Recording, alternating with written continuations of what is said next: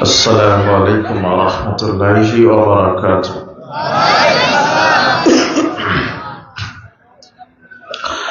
إن الحمد لله وحده والصلاة والسلام على من لا نبي بعده. فأعوذ بالله من الشيطان الرجيم. حافظوا على الصلوات والصلاة الوسطى وقوموا لله قانتين.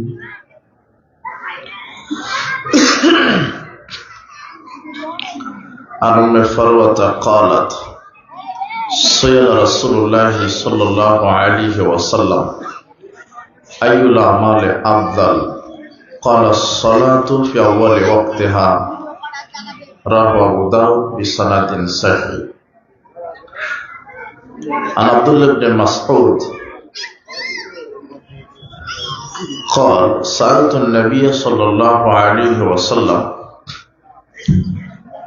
أي الأعمال أحب إلى الله؟ قال: الصلاة على وقتها. ثم قال: أي؟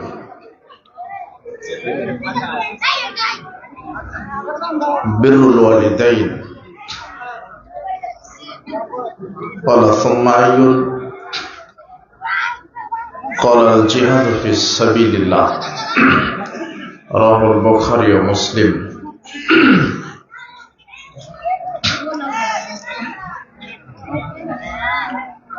আজকের এই ইসলামী জলসার সম্মানিত সভাপতি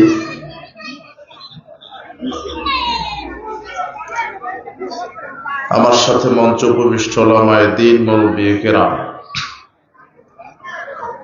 আমার সামনে উপস্থিত মুসলিম দ্বীনী ভাই, প্রাণপ্রিয় ছাত্র ও যুবক ভাইয়েরা, পর্দার আড়ালের মা এবং বোনেরা,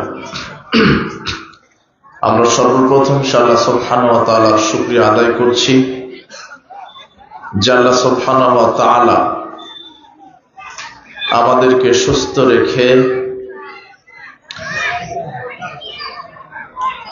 এমন একটি মর্যাদাপূর্ণ বরকতমণ্ডিত জায়গায় আসা, বসার, কোরআন এবং সহিহ হাদিস থেকে আলোচনা করা, কোরআন এবং সহিহ হাদিস থেকে আলোচনা শ্রবণ করার তৌফিক দিয়েছেন।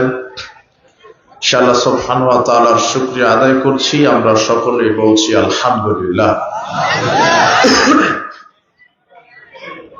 দরুদ ও সালাম আমাদের নবী, শেষ নবী মুহাম্মদ সাল্লাল্লাহু আলাইহি ওয়াসাল্লামের জন্য।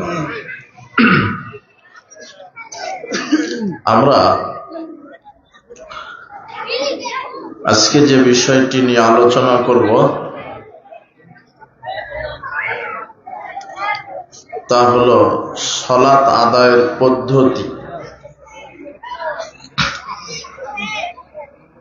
উল্লেখিত বিষয় আমরা কোরআন এবং সহিহ হাদিস থেকে সালাতের উপর আলোচনা করব ইনশাআল্লাহ। আলোচনা শুরু করার পূর্বেই যুবক ভাইদেরকে বলছি, যারা স্বেচ্ছাসেবক, যারা দাঁড়িয়ে আছেন, বসার জন্য অনুরোধ করা হচ্ছে। আর জায়গা একটু মনে হয় সংকীর্ণ হয়ে গেছে, আর কথা বলছে সবাই, বাচ্চারা কথা বলছে এবং বিশৃঙ্খলা মনে করছে আমি এই পরিবেশে আমরা কথা বলতে পারবো না। এই জন্য যে যেখানে কথা বলছেন বিশেষভাবে অনুরোধ, আপনারা কথা বন্ধ করবেন, গল্প পরিহার করবেন, দোকানপাটে আড্ডা পিটা বন্ধ করবেন, একদম সাইলেন্ট, নীরব, কেউ কোনো কথা বলতে পারবেন না।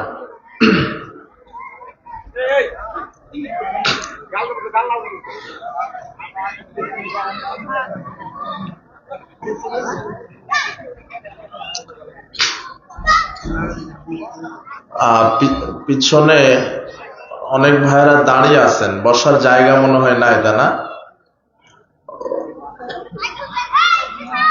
বসার যদি জায়গা থাকে বসেন, আর যদি একান্তই বসার জায়গা নেই সেক্ষেত্রে দাঁড়িয়ে থাকেন, কিন্তু বিশৃঙ্খলা করবেন না। আর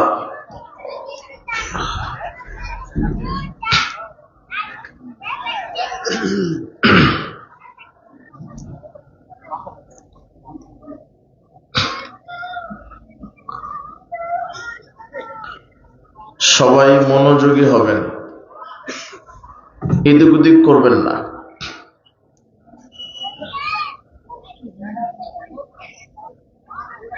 সালাত আদায়ের পদ্ধতি এ বিষয়ে আমরা আলোচনা পেশ করব ইনশাআল্লাহ।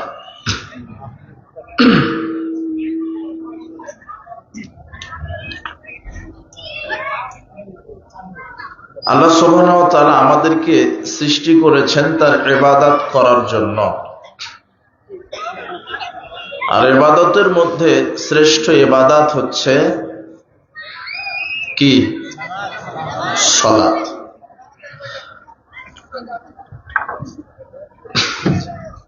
আল্লাহ সুবহানাহু ওয়া তাআলা বলছেন ফাসাল্লি লিরাব্বিক, তুমি তোমার প্রতিপালক আল্লাহ, তুমি তোমার প্রতিপালককে সন্তুষ্ট করার জন্য সালাত আদায় করো। তুমি তোমার প্রতিপালকের জন্য সালাত আদায় করো। আল্লাহ সুবহানাহু ওয়া তাআলা আমাদেরকে বলছেন আকিমুস সালাহ ওয়া আতুজ যাকাত, তোমরা সালাত কায়েম করো, যাকাত প্রদান করো। পৃথিবীর সব নবী রাসূলদের উপরেই সালাত ফরজ ছিল। আমাদের নবী মুহাম্মদ সাল্লাল্লাহু আলাইহি ওয়াসাল্লাম তার উপরে আল্লাহ সুবহানাহু ওয়া তাআলা 5 ওয়াক্ত সালাত ফরজ করেছেন। কয় ওয়াক্ত? 5 ওয়াক্ত। আল্লাহ সুবহানাহু ওয়া তাআলা বলছেন ইন্নী ফারাজতু আলা উম্মতি 5 সালাওয়াত, হে মুহাম্মদ সাল্লাল্লাহু আলাইহি ওয়াসাল্লাম, আমি আপনার উম্মতের উপরে 5 ওয়াক্ত সালাত ফরজ করেছি। ওয়াহিদতু ইনদি আহাদান, আর আমি আল্লাহ আমার কাছে একটা ওয়াদা রেখেছি, আন্নাহু মান জা ইউহাফিজ আলাইহিন্না লিওয়াক্তিহিন্না আদখালতুহুল জান্নাহ, যে ব্যক্তি 5 ওয়াক্ত সালাত ওয়াক্ত মতো আদায় করবে, আমি আল্লাহ ওয়াদা করছি আমি ওই ব্যক্তিকে জান্নাতে প্রবেশ করাবো। এটা আল্লাহর ওয়াদা। আর যে ব্যক্তি 5 ওয়াক্ত সালাতের হেফাজত করবে না, তার ব্যাপারে আমার কোনো ওয়াদা নেই।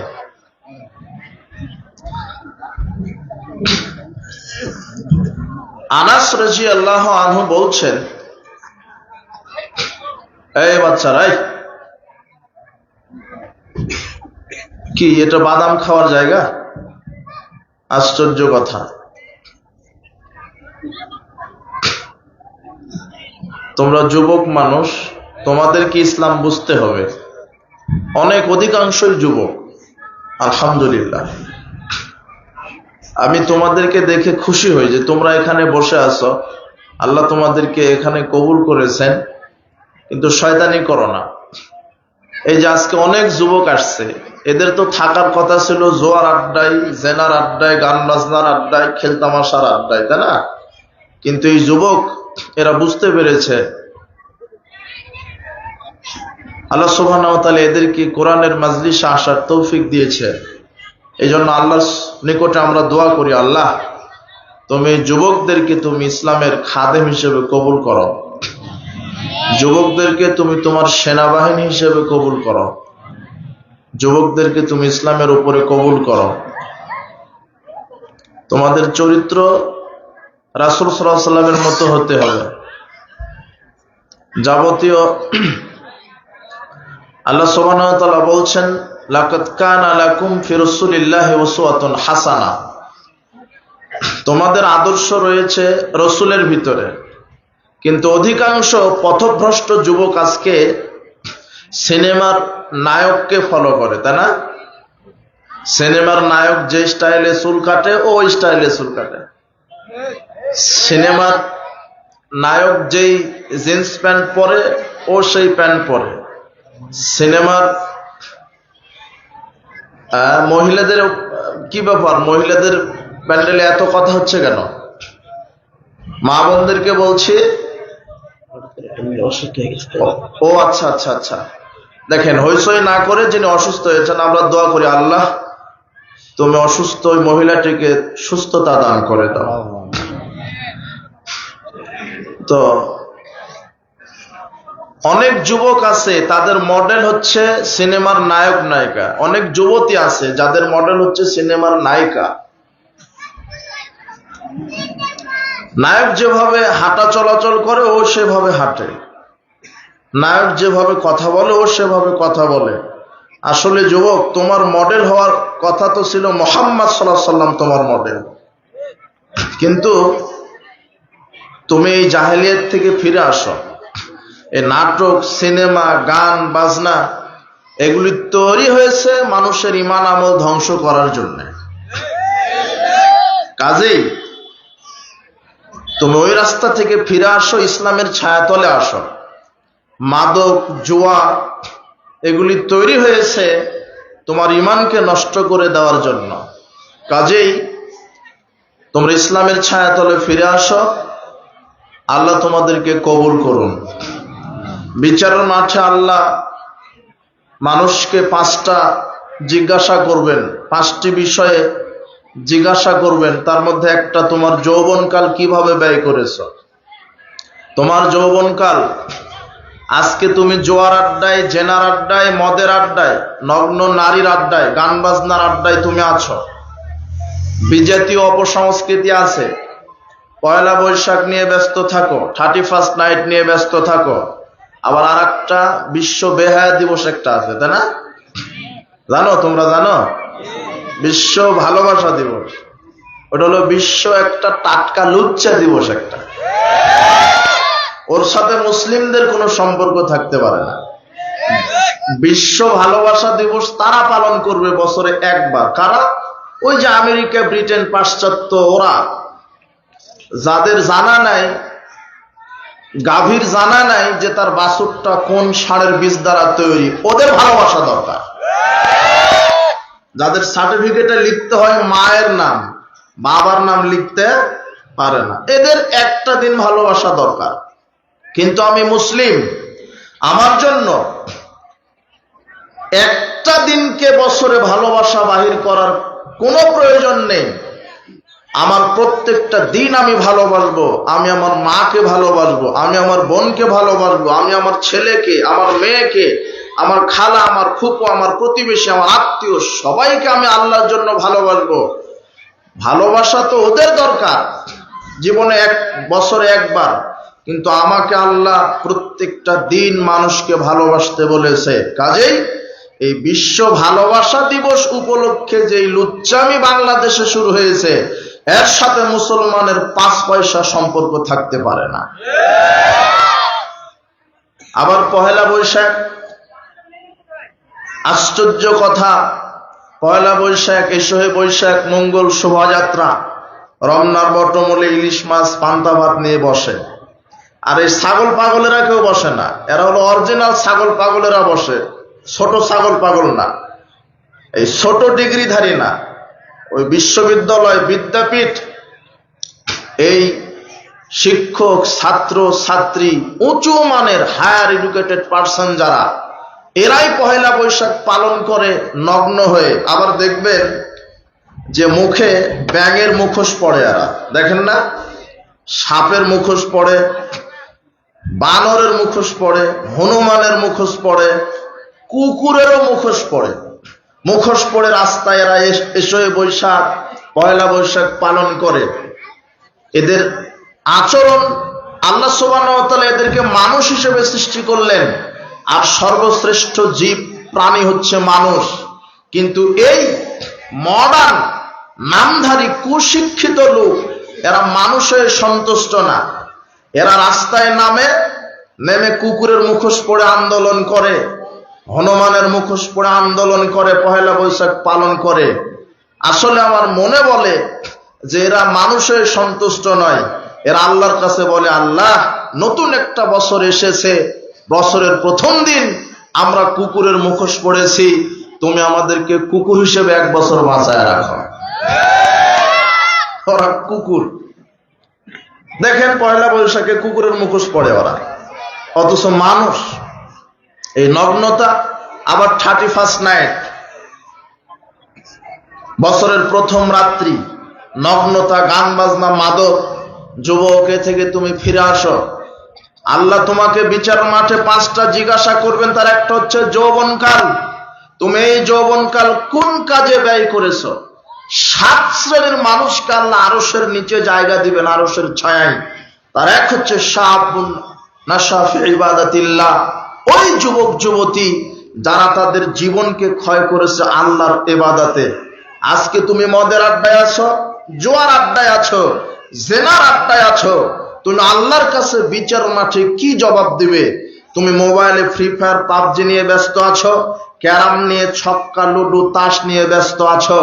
আশ্চর্য কথা, রাসূল সাল্লাল্লাহু আলাইহি ওয়াসাল্লাম বলছেন, মান লা'বা বিল নারদি শিরক, যে ব্যক্তি জুয়া খেললো সে তার ফাকান্নামা সাবাবা ইয়াদাহু ফিল লাহমিল খিনজুরা দামিহি, সে যেন শূকরের রক্তে এবং মাংসে তার 2 হাতকে ডুবিয়ে দিল। ওয়া সাল্লাহু রাসূলুহু, সে আল্লাহ এবং তার রাসূলের নাফরমানি করলো, যে জুয়া খেললো, তাস, ছক্কা, লুডু, আপনার এই যে কি বলে ক্যারাম, এই যে তোমরা খেলো, এগুলি জুয়া খেলা, এগুলি টাকার হার জিত আছে, এতে জুয়া খেলা হয়, সময় অপচয় হয়, এগুলি জুয়া খেলা। এই থেকে তুমি ফিরে আসো। তোমার যৌবনকাল নষ্ট করে দিচ্ছ জুয়ার মাধ্যমে, তুমি জেনার মাধ্যমে, নগ্ন গান বাজনা শ্রবণের মাধ্যমে, নগ্ন নারীর পিছনে ছুটতে গিয়ে তুমি আল্লাহর কাছে কি জবাব দিবে বিচারের মাঠে? তোমার মডেল কেন সিনেমার নায়ক নায়িকা, নাটকের নায়ক নায়িকা হবে? জি না, ওরা পতিতা। যারা সিনেমা বানায়, যারা সিনেমাতে শুটিং করে, যারা অভিনয় করে, এরা পতিতা, এরা কুকুর শিগালের চাইতে খারাপ। এদের উপরে আল্লাহর লানত, আল্লাহর গজব, আল্লাহর লানত। যারা এইভাবে বাংলাদেশে যৌনবৃত্তি ছড়াচ্ছে, দেখবেন এদের দুনিয়াতে আল্লাহ বিচার করেন। অধিকাংশ নাট্যকার, সিনেমাখুর, এরা মরার সময়তে পঙ্গু হয়ে, প্যারালাইসিস হয়ে মারা যায়। এরা কোটি কোটি টাকা ইনকাম করে, এদের টাকাতে বরকত নেয়, মরার সময় চিকিৎসার জন্য এদেরকে ভিক্ষা করা লাগে। তুমি এই সিনেমাখুরকে তুমি মডেল মানো কেন? এই নাটক, সিনেমা যারা এই নগ্নতা অভিনয় করে, তো এরা তোমার মডেল হবে কেন? আশ্চর্য কথা। একটা নায়িকা যেই পোশাক পরেছে, আপনার মেয়ে সেই পোশাক পরে। একটা নায়ক যেই চুল কাটে, যে স্টাইলে ওটা চুল কাটায়। আশ্চর্য কথা। যুবক, তুমি ফজরের সালাত আদায় করতে তুমি উঠতে পারো না ভোর 4টায়, কিন্তু তুমি এই যে ফুটবল, ক্রিকেট যখন বিশ্বকাপ আসে, এই ইহুদি খ্রিস্টানের, এই নাস্তিক্যবাদের এই ফুটবল খেলা দেখতে তুমি রাত 2টায় ঠিকই উঠতে পারো, কিন্তু ফজরে তুমি উঠতে পারো না। তোমার চাইতে নাফরমান আর কে হতে পারে? তুমি এই যে আর্জেন্টিনা, ব্রাজিল, নেইমার, মেসির স্টাইলে তুমি চুল কাটো, তুমি অত বড় গাধা কেন হলে? তুমি নেইমার কে? হলো খ্রিস্টান। মেসি কে? হলো খ্রিস্টান। ও কেন তোমার আদর্শ হবে? তার গেঞ্জি পরবে কেন? তোমার তো একটা ব্যক্তিত্ব থাকা দরকার। তুমি কেন তার ছবি নিয়ে এখানে বেঁধে তুমি ঘুরছো? তোমার কি একটু ব্যক্তিত্ব নেই? ও কেন তোমার মডেল হবে? তোমার মডেল হবে একজন মানুষ, যার নাম মুহাম্মদ সাল্লাল্লাহু আলাইহি সাল্লাম, যিনি কোনোদিন মিথ্যা কথা বলেননি, যিনি কোনোদিন মানুষের ক্ষতি করেননি, যিনি কোনোদিন সুদ, ঘুষ, দুর্নীতি, মাদক সেবন করেননি, যিনি আল্লাহর সাথে কোনোদিন নাফরমানি করেননি। তার আদর্শ লালন করতে হবে। আল্লাহ সুবহানাহু ওয়া তাআলা বলছেন, আমি 7 শ্রেণীর মানুষকে আমার আরশের নিচে জায়গা করে দিব। ওর মধ্যে যুবক তুমি আছো। হে যুবতী বোন, তুমি আছো। যদি তোমার যৌবনকালকে আল্লাহ রাস্তায় ব্যয় করে দিতে পারো, আজ থেকে তওবা করবে। হে যুব সমাজ, মাদকের কাছে ঈমান বিক্রি করো না, দুর্নীতি, সুদ, ঘুষ, এগুলির কাছে ঈমান বিক্রি করো না। হে যুব সমাজ, নগ্ন গান বাজনার পথে তুমি হাঁটো না, নগ্নতার পিছনে ছোটো না। আল্লাহ সুবহানাহু ওয়া তাআলা যারা সমাজে অশ্লীল কাজ প্রচার প্রসার করে, এদেরকে আল্লাহ ঘৃণা করেন, এদের উপর আল্লাহর লানত। হে যুব সমাজ, তোমাদেরকে আল্লাহ সুবহানাহু ওয়া তাআলা ইসলামের উপরে কবুল করুন, আমরা দোয়া রাখি। বলছিলাম যুবকদের ইসলামের জন্য কাজ করে যেতে হবে। যুবতী যারা, মেয়ে যারা, আর আরেকটি সংস্কৃতি শুরু হয়েছে, বিশ্ব ভালোবাসা দিবস পালন করে আবার গার্লফ্রেন্ড বয়ফ্রেন্ড একটা সংস্কৃতি আছে। গার্লফ্রেন্ড বয়ফ্রেন্ড, আপনার মেয়ে চলে গেছে, স্কুলে গেছে, কলেজে গেছে, ওর বয়ফ্রেন্ড আছে। আর কি আছে? বয়ফ্রেন্ড। মনেই করে না কিছু। আবার আপনার ছেলেটার আছে গার্লফ্রেন্ড, ও আপনাকে বলছে আপনার মেয়েটা, ও শিক্ষা সফরে গেছে, আপনার মেয়ে 3 দিনের শিক্ষা সফর গেছে।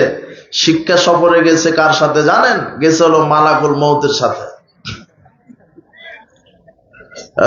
বলছে আব্বু কোনো সমস্যা নেই, আমি বয়ফ্রেন্ডের সাথে আছি। কার সাথে আছে? বয়ফ্রেন্ড। এই নগ্নতা শুরু হয়েছে।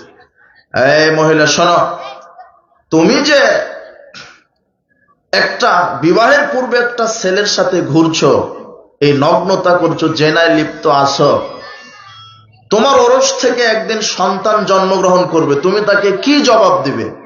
তোমার পেট থেকে তো অনুরূপই বের হবে, তুমি তাকে তো কিছু বলতে পারবে না। তুমি প্রজন্মকে নষ্ট করছো, প্রজন্মকে ধ্বংস করছো। এই লুচ্চামি দিবস পালন করতে গিয়ে অধিকাংশ নারীর পেটে বিবাহের পূর্বে বাচ্চা চলে আসছে। দেখেন না যে রাস্তায় বাচ্চা প্রসব করে চলে যায়, এই খবর পান? চাঁপাইনবাবগঞ্জের লোকেরা এই খবর পান নাকি?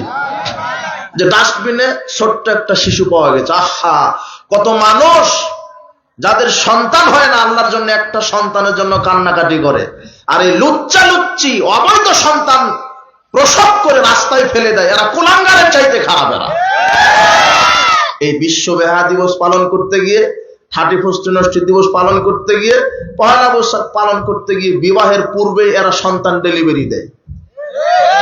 এক মেয়ের বাপ আমাকে ফোন দিয়ে বলছে যে একটা ফতোয়া লাগবে। কি? যে আমার মেয়েকে বিবাহ দেওয়া হয়েছে, 1 সপ্তাহ হয়নি, কিন্তু পেটে 4 মাসের বাচ্চা। তা আমি তখন বললাম আপনার মেয়ে কয়বার শিক্ষা সফরে গেছে? তো বলছে বেহিসাব। আর 31st নাইট পালন করেনি। তো হ্যাঁ, ঢাকা বিশ্ববিদ্যালয়ে পড়ে, প্রতি বছর 31st নাইট। কথা বুঝেননি মনে হয়? এটা অবৈধ সন্তান। আগামী 20 বছর পরে দেখবেন যে মানে বাংলাদেশে এমন অবস্থা হবে, নগ্নতা যদি বন্ধ না করো। নাস্তিক্যবাদী শিক্ষা ব্যবস্থা ঢুকানোর চেষ্টা চলছে। তোমার সিলেবাসে ট্রান্সজেন্ডার ইস্যু দিয়েছে, সমকামিতা, এইভাবে আরো যৌন সুরসুরি দিয়ে নারী ক্ষমতায়নের নামে নারীকে রাস্তায় নামিয়ে দিয়েছে। দেখবে যে বাংলাদেশে সার্টিফিকেটেও এমন একটা সময় আসবে, নাম আর বাপের লিখতে পারবে না। কি কার নাম লেখা লাগবে? সংস্কৃতি চলে আসছে। কি বলবেন? তো বলছিলাম যে এই অপসংস্কৃতি থেকে বিরত থাকবেন। আজকে নারী জাতি, মহিলাদেরকে নিয়ে 2 মিনিট একটু কথা বলি। মহিলাদের জন্য জান্নাতে যাওয়া খুব সহজ, খুবই সহজ। রাসূল সাল্লাল্লাহু আলাইহি ওয়াসাল্লাম বলছেন, আলা উখবিরুকুম মিন আহলিল জান্নাহ, আমি কি তোমাদেরকে জান্নাতে যারা যাবে এদের কি খবর দিব না? সাহাবীগণ বলছেন, হ্যাঁ অবশ্যই আমাদেরকে বলে দেন। তখন রাসূল বলছেন, আন নাবিয়্যু ফিল জান্নাহ, নবীগণ যারা তারা জান্নাতি। ওয়াস সিদ্দিক ফিল জান্নাহ, যারা সত্যবাদী তারা জান্নাতি। ওয়াস শাহীদ ফিল জান্নাহ, যারা শহীদ হয়েছে আল্লাহর দ্বীনকে সমুন্নত করতে গিয়ে তারা জান্নাতি। ওয়া মাউলুদুন ফিল জান্নাহ, যারা ছোট্ট শিশু বাচ্চা অবস্থায় মারা গেছে তারা জান্নাতি। ওয়াদুদুল মাউলুদুল আউদু, রাসূল সাল্লাল্লাহু আলাইহি ওয়াসাল্লাম বলছেন, নিসাউকুম মিন আহলিল জান্নাতিল ওয়াদুদুল আউদুল মাউলুদু। রাসূল সাল্লাল্লাহু আলাইহি ওয়াসাল্লাম বলছেন, ওই নারীরাও জান্নাতি যারা বেশি বেশি স্বামীকে ভালোবাসে, বেশি বেশি স্বামীকে আদর করে, বেশি বেশি বাচ্চা প্রসব করে। যেই নারী বেশি বেশি বাচ্চা প্রসব করতে পারবে, আর যেই নারী স্বামীকে বেশি বেশি সন্তুষ্ট করতে পারবে, রাসূল সাল্লাল্লাহু আলাইহি ওয়াসাল্লাম নবী, সিদ্দিক, শহীদদের কাতারে রাসূল সাল্লাল্লাহু আলাইহি ওয়াসাল্লাম বলছেন, এদের কাতারে এদের সাথে ওই নারীকেও আল্লাহ জান্নাতে দিবেন। বোঝেননি মনে হয়? নবী জান্নাতি, সিদ্দিক জান্নাতি, শহীদ জান্নাতি, ওই নারীও জান্নাতি যেই নারী বেশি বেশি সন্তান প্রসব করতে পারে। আর আপনার স্ত্রী বলছে একটা হয়েছে হয়েছে আর লাগবে না, থাক। কথা বুঝেন নেব না? আর একটা নেওয়া হোক, সর্বোচ্চ দুটার বেশি নয়, একটি হলে ভালো হয়, তাই না? এটাই স্লোগান চলছে না? ও আপনার জামাই চাকরি করে, সরকারি চাকরি, বিজনেস করে, ব্যবসা করে, টাকার অভাব নেই, এরপরেও চিন্তা যে এত সন্তান নিলে খাওয়াবো কি, এত সন্তান নিলে খাওয়াবো কি, কিভাবে প্রতিপালন করব। অথচ আপনার দাদাদের ইতিহাস দেখেন, অত টাকা ছিল না, চাকরি ছিল না, ব্যবসা ছিল না, এরপরও 8 জন 10 জন 12 জন করে সন্তান তাদের, তাই না? তারা চালাইতে পারেনি। মানে ওদের বিশ্বাস ছিল রিজিকের মালিক কে। আর এদের তো বিশ্বাস, অধিকাংশ মানুষের বিশ্বাস যে রিজিক হচ্ছে চাকরি আমাকে রুজি দিবে। না, রুজি কে দিবে? সুখী পরিবারের আশায় একটা সন্তান নিচ্ছে, আশ্চর্য কথা। স্ত্রীও বলে দিয়েছে একটার বেশি পারবো না, নেন এবার। অথচ রাসূল বলছেন তাযাওয়াজুল ওয়াদুদাল ওয়ালুদা ফাইন্নী মুকাসসিরুম বিকুমুল উমামা, যেই নারী বেশি সন্তান দিতে পারে ওই নারীকে বিবাহ করো, আমি বিচার মাঠে গর্ব করব যে আমার উম্মতের সংখ্যা সবচাইতে বেশি হবে। রাসূল বলছেন, এখন আপনি বলবেন তো কোন নারী বেশি বাচ্চা দিবে এটা কিভাবে জানবো, তাই কি না? দেখতে হবে ওর খালা ফুপুর কি অবস্থা, ওর মায়ের কি অবস্থা, বুঝেননি? ওর মায়ের যদি 10টা বাচ্চা হয় তাহলে মেয়েরও হবে ইনশাল্লাহ। কথা বুঝেছেন? রাসূল সাল্লাল্লাহু আলাইহি ওয়াসাল্লাম এই কথা বলছেন। আর এখন তো শুরু হয়েছে যে বাল্য বিবাহ দেওয়া যাবে না, তাই না? বাল্য বিবাহ দেওয়া যাবে না, কিন্তু বাল্য লুচ্চামি ঠিকই চালু আছে। শয়তানেরা বেঁধে দিয়েছে বয়স 21 বছর লাগবে কি পুরুষের, আর কি মহিলার 18, কিন্তু 12 বছর থেকে লুচ্চামি চলবে, এর কোনো সংবিধান নাই, লুচ্চামি চলছে, সমস্যা নাই। আর আমার দাদি নানিরা ওই সময় বিয়ে হয়েছে, আমার দাদারা বলতো যে তোর দাদিকে বিবাহ করে নিয়ে এসে মানুষ করা লাগছে। 10-12 বছর বয়সে তোর দাদিকে বিবাহ করেছি, ওই সময় বিবাহ করেছে, তোর দাদির পেট থেকে হয়েছে 15 জন সন্তান। কয়জন?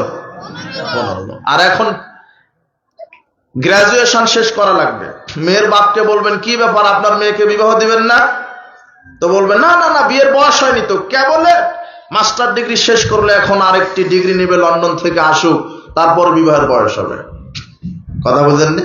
বিবাহের এখনো বয়স হয়নি। আবার বলছে অল্প বয়সে বিবাহ দিলে বাচ্চা নিতে সমস্যা হবে, অল্প বয়সে মরণ হবে। হ্যাঁ, এগুলো বলছে না? তো আপনি বেশি বয়সে বিবাহ দিয়ে কি করলেন? আপনার মেয়েটা মাস্টার ডিগ্রি পাশ করেছে, বয়স এখন 30 বছর বয়সে বিবাহ দিলেন, জামা একটা পেয়েছেন 38 বছরের। কত বছর? ও নিজের পায়ে খাড়াইছে, যে ও 30 বছর ধরে পড়াশোনা করছে, এরপরে 5 বছর চাকরি, 2 বছর চাকরি প্রিপারেশন নিছে, আর 3-4 বছর চাকরি করে টাকা ইনকাম করে একটু গোছায় নিছে। এখন জামাইয়ের বয়স হয়েছে 38। কত? 38। আর মেয়ের বয়স হলো 30, এও গ্রাজুয়েশন শেষ। এখন এই যে পরিপুষ্ট বিবাহ দিলেন, ঠিক আছে, বিবাহ দিলেন, পেটে বাচ্চা চলে আসলো। বাচ্চা আসার 2 মাস পরে ডাক্তারের কাছে দৌড়াদৌড়ি, যে চেক আপ করা লাগবে, বাচ্চা কি অবস্থা। একবার গেলেন, 3 মাসে আর একবার গেলেন, 4 মাসে আর একবার, 5 মাসে আর একবার, 6 মাসে যখন গেলেন বলছে যে পানি কম হয়ে, পানি শর্ট আছে পেটের ভিতরে। 7 মাসে যখন গেলেন, সর্বনাশ, সিজার করতে হবে, মাথা থাকার কথা একদিকে, আসা আর একদিকে। কথা বুঝেননি? এরপরে আবার সিজার করার সময় ডাক্তার বলছে মাকে বাঁচাবেন না সন্তানকে বাঁচাবেন। কি বুঝলেন? বিবাহ দিলেন তো 30 বছর বয়সে, এখন মায়ে বাঁচে না। আর আপনার দাদি বিবাহ হয়েছিল 12 বছর বয়সে, 15টা দেওয়ার পরও 90 বছর বয়সে এখন রান্না করার জন্য প্রস্তুতি নেই। আর আপনার স্ত্রী মাস্টার ডিগ্রি পাস, 36 বছর বয়স হয়েছে, টাটকা যুবতী এখনো আছে, কিন্তু এখনো যদি রাত 12টায় মেহমান ঢুকে বলছে না না না না, এই সময় আমি রান্না করতে পারবো না। আশ্চর্য কথা। আপনি কি বোঝাতে যাচ্ছেন? প্রজন্মকে এইভাবে ধ্বংস করছেন কেন? অধিকাংশ পরিবার অশান্তি, তাদের মধ্যে আকর্ষণ নেই, বয়স বড় হয়ে গেছে, এখন স্বামী স্ত্রীকে মহব্বত করতে পারে না, স্ত্রী স্বামীকে মহব্বত করতে পারে না। ইসলামকে যদি আপনি না মানেন কোথাও আপনি শান্তি পাবেন না। এই জন্য বেশি বেশি সন্তান নিতে হবে। কি নিতে হবে? বেশি সন্তান হলে লাভ আছে। কি আছে? লাভ আছে। একটা সন্তান হলে যদি হয় চোখ টেরা অথবা কানা অথবা ল্যাংড়া, তাহলে তো বিপদ।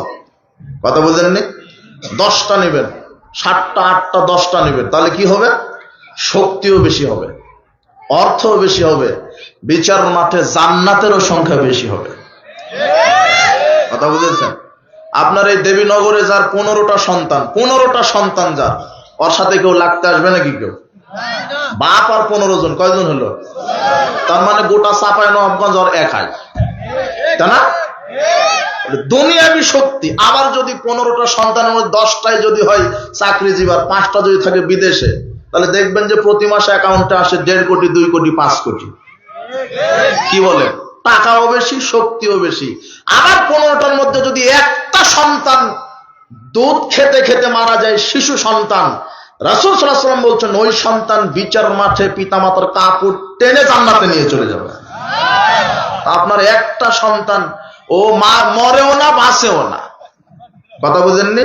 বলছে আমার আদরের দুলাল দিতে দিতে মদখুর গাঁজাখুরি আমাপুর হয়ে যায়। একটাই সন্তান, টাকার অভাব নাই।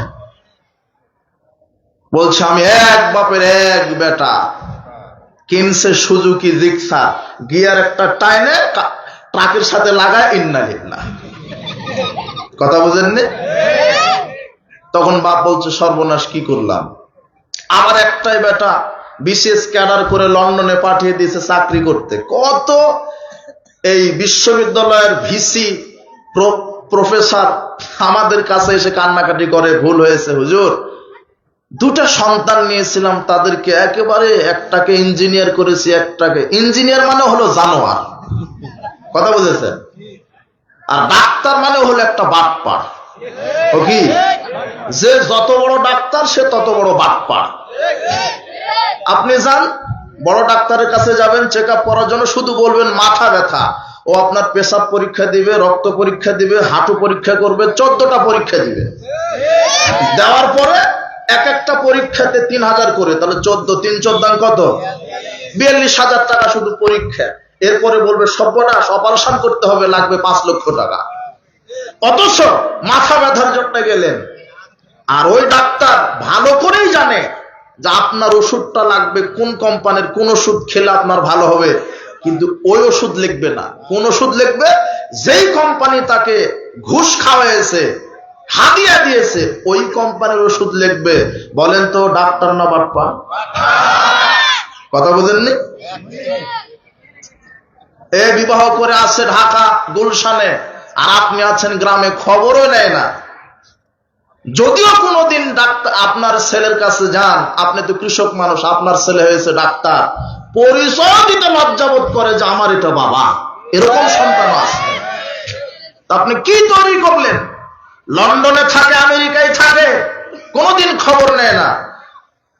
আপনি ঠিক বলছেন, আপনি 500 টাকা খরচ করে আজকে ছেলেকে মক্তবে পড়াতে পারেন না, কিন্তু 5000 টাকা খরচ করে ঠিকই ইংরেজিতে পড়িয়ে জানোয়ার তৈরি করতে পারেন আপনি। একটা সাবজেক্টে প্রাইভেট দিয়েছে, বলছে আমার ছেলে প্রাইভেট পড়ে কেমিস্ট্রিতে, মাসে 5000 টাকা দিতে হয়। আমার ছেলে প্রাইভেট পড়ে ম্যাথমেটিক্সে, মাসে 20,000 টাকা দিতে হয়। কিন্তু ওর ছেলে ম্যাথমেটিক্স জানে, ফিজিক্স জানে, কেমিস্ট্রি জানে, সব জানে, কিন্তু কোরআন পড়তে জানে না।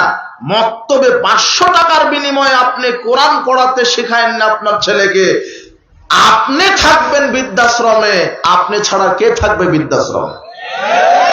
কথা বুঝেননি? আপনি তো বৃদ্ধাশ্রমে যাবেন, ও আপনার বাপকে বাপ পরিচয় দিবে না, বড় হয়ে গেছে, এখন ইঞ্জিনিয়ার হয়েছে। আফসোস। তাই বলে আমি ইঞ্জিনিয়ার হতে নিষেধ করিনি, ডাক্তার হতে নিষেধ করিনি।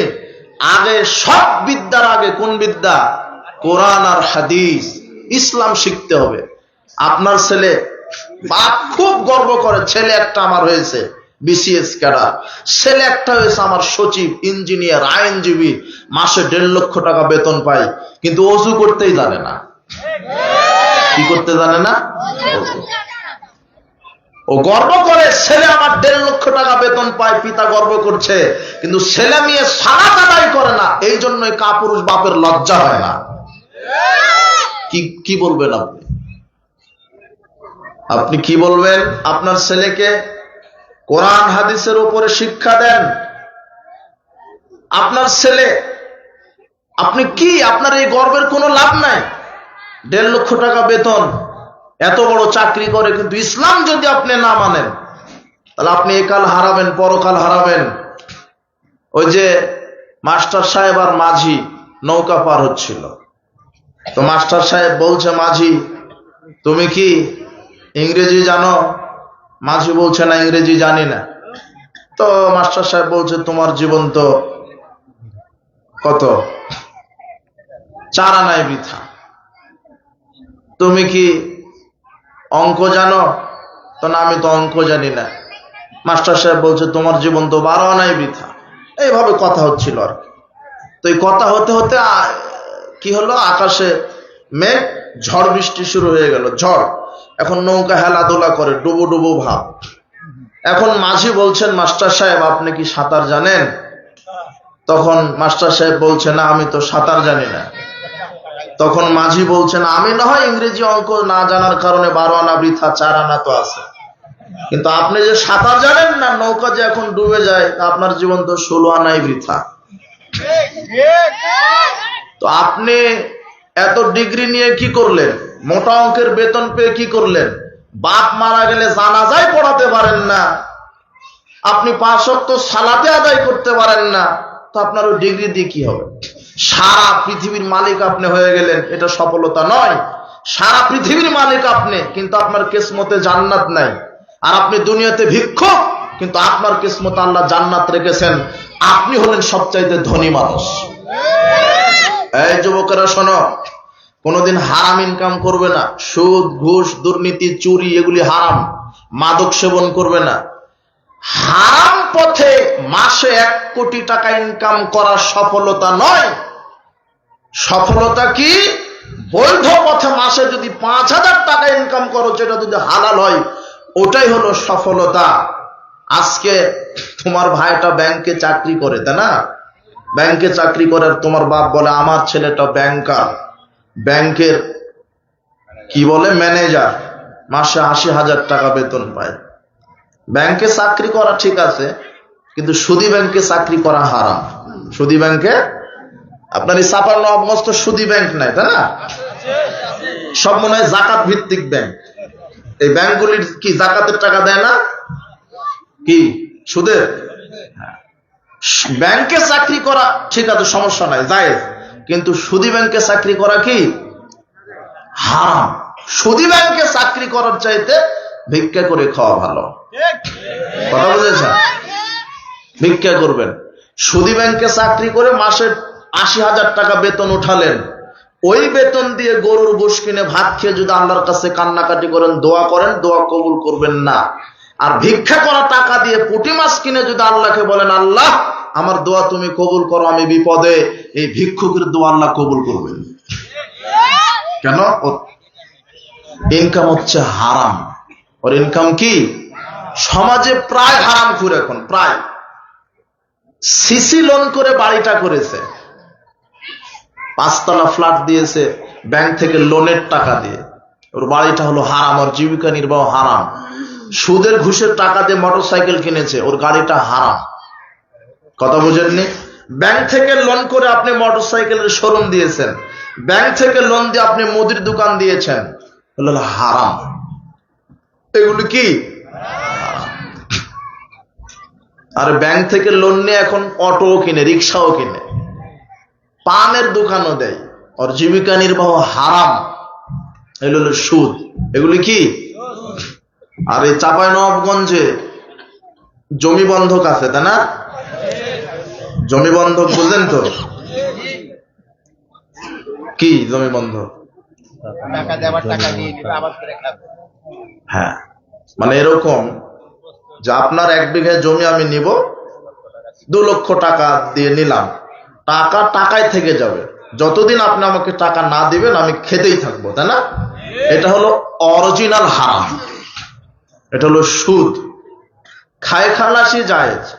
1 বিঘা জমি 10,000 টাকা দিয়ে নিলাম, 1 বছর খেয়ে সুদ, আমি আর টাকা পাবো না, এইটা ঠিক আছে। টাকা টাকায় থেকে গেল, কন্ট্রাক্ট যেটা বলে, আপনি কন্ট্রাক্ট নেবেন, লিজ নেবেন, লিজ 2 বছর 5 বছর লিখিত আকারে 5 বছরের জন্য 2 বিঘা জমি নিয়ে নিলেন, 5 বিঘা জমি 50,000 টাকা দিয়ে 5 বছর, 5 বছর খাবেন, টাকা শেষ, আপনি পাবেন না, যতটুক 5 বছরে যা ফসল হলো আপনার, এটা ঠিক আছে। কিন্তু 20 বছর 40 বছর ধরে জমি ভোগ করছেন, টাকা টাকায় আছে, এর চাইতে বড় জুলুম আর হারামখোর আর কে হতে পারে? সকালে এই ব্যবসা বাদ দিবেন, হারাম খেয়ে ইবাদত কবুল হবে না, হারাম খেয়ে দোয়া কবুল হবে না। আপনি আল্লাহকে ডাকেন, আল্লাহর কাছে দোয়া করেন, কিন্তু দোয়া কবুল হচ্ছে না কেন? যদি আপনি হারাম খান। আর আল্লাহ শুধু হালাল খেতে বলেননি, পবিত্র শব্দটা লাগাইছে, হালালান তাইয়্যিবা, তোমরা পবিত্র হালাল খাও। শুধু হালাল হলে হবে না, কি খেতে হবে? পবিত্র। হালাল হলে কিন্তু হবে না, হালাল জিনিসটা অপবিত্র হয়ে যায়, জানেন? হালাল জিনিসটা কি হয়ে যায়? অপবিত্র। কিভাবে? এই যে গরুর গোশ, বাজারে গেছেন কিনতে, গরুর গোশটা কি হারাম? হালাল। গাভীর দুধ হালাল। এই যে খেজুর কিনেন আপনি, তরমুজ কিনেন, মাছ কিনেন, এগুলি কি হালাল। তরমুজটা হালাল, গাভীর দুধ হালাল, গরুর গোশ হালাল, সব ঠিক আছে, কিন্তু আপনার পকেটের টাকাটা হলো সুদের অথবা ঘুষের। এই ঘুষের টাকা দিয়ে যদি আপনি গাভীর দুধ কিনে খান, ওই দুধ আপনার জন্য খাওয়া হারাম, অপবিত্র। ওই দুধ, এই ঘুষের টাকা দিয়ে দুধ কিনে খেয়ে যদি আল্লাহর কাছে দোয়া করেন, দোয়ার কবুল হবে না। কি বুঝলেন? সুদের টাকা দিয়ে গরুর গোশ কিনেছেন, চুরি করা টাকা দিয়ে গরুর গোশ কিনেছেন, দুর্নীতির টাকা দিয়ে আপনি খেজুর কিনেছেন, আর ওই খেজুর খেয়ে ওই গাভীর দুধ পান করে আপনার আর দোয়া কবুল হবে না। হারাম পরিত্যাগ করবেন, সুদ ঘুষ দুর্নীতি এগুলি হারাম। আর একটা আছে মাদক। আর একটা কি? মাদক। মাদকটা কি? যেটা খেলে মানুষ মাতলামি করে, যেটা নেশা হয়। কুল্লু মুস্কিরিন খামরুন কুল্লু খামরিন হারাম। প্রত্যেক নেশাদার দ্রব্য হলো মদ, আর প্রত্যেক মদ হচ্ছে হারাম, যেটার ভিতরে নেশা হয়। যেমন গাঁজা, ইয়াবা, তারি, প্যাথেডিন, বিয়ার, হেরোইন, এগুলি কি মদ। এর ভিতরে কি আছে? নেশা আছে, মাদক। এরপরে এই যুবক, তোমরা যেটা খাও আর তোমার মাস্টার সাহেব যেটা খায় সিগারেট, তাই না? আর তোমার দাদা খায় আর মসজিদের হুজুরে খায় জর্দা, আর তোমার দাদি খায় গুল আলা পাতা, তাই না? আশ্চর্য খাবার তোমরা খাও, মানে এদের রুচি নাই কোনো, এদের বিবেক বোধ নাই কোনো। আশ্চর্য একটা খাবার, কোনোদিন কেউ দেখলো না যে আমি যে খাবারটা খাই এটা কতটুকুন রুচি সম্মত। এই যুবক, তুমি দেখো তোমার পকেটে তো সিগারেট আছে, সিগারেটটা তোমার রাস্তার একটা কুকুরকে দাও তো, খায় নাকি? হ্যাঁ, তোমার দাদার ওই জর্দার ডিব্বাটা একটু ফেলে দাও তো, কুকুর না, সবচেয়ে নিকৃষ্ট প্রাণী শুকর, তাই না? শুয়োর বলেন নাকি? ওকেও দাও তুমি, দেখো খায় নাকি?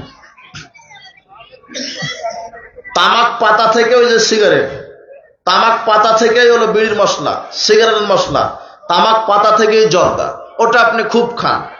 এটা এত অরুচিকর খাবার, তামাক পাতাটা কোনো পশু প্রাণীও খায় না, আপনি খান। কথা বুঝেননি? এই বিড়ি সিগারেট ত্যাগ করবেন, এগুলি হারাম, জর্দা এগুলি হারাম। এই হারাম খেয়ে ইবাদত কবুল হবে না।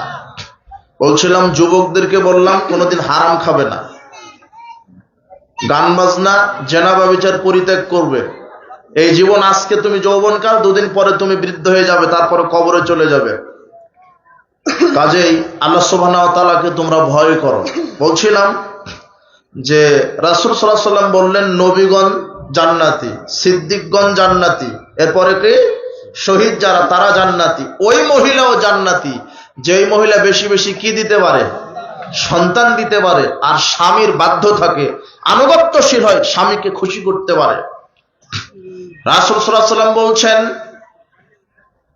ইন্নাল মারআতা ইযা সাল্লাত খামসাহা, নিশ্চয় যখন কোন মহিলা ৫ ওয়াক্ত সালাত আদায় করবে, সামাত শাহরাহা, রমাদানের সিয়াম পালন করবে, ওয়াসানাত ফারজাহা, লজ্জাস্থানের হেফাজত করবে, ওয়াতাত বালাহা, স্বামীর খেদমত করবে, ফালতাদখুল মিন আইয়ুন আবওয়াবিল জান্নাতি শাব, আল্লাহ ওই নারীর জন্য জান্নাতের ৮টি দরজা খুলে দিবেন।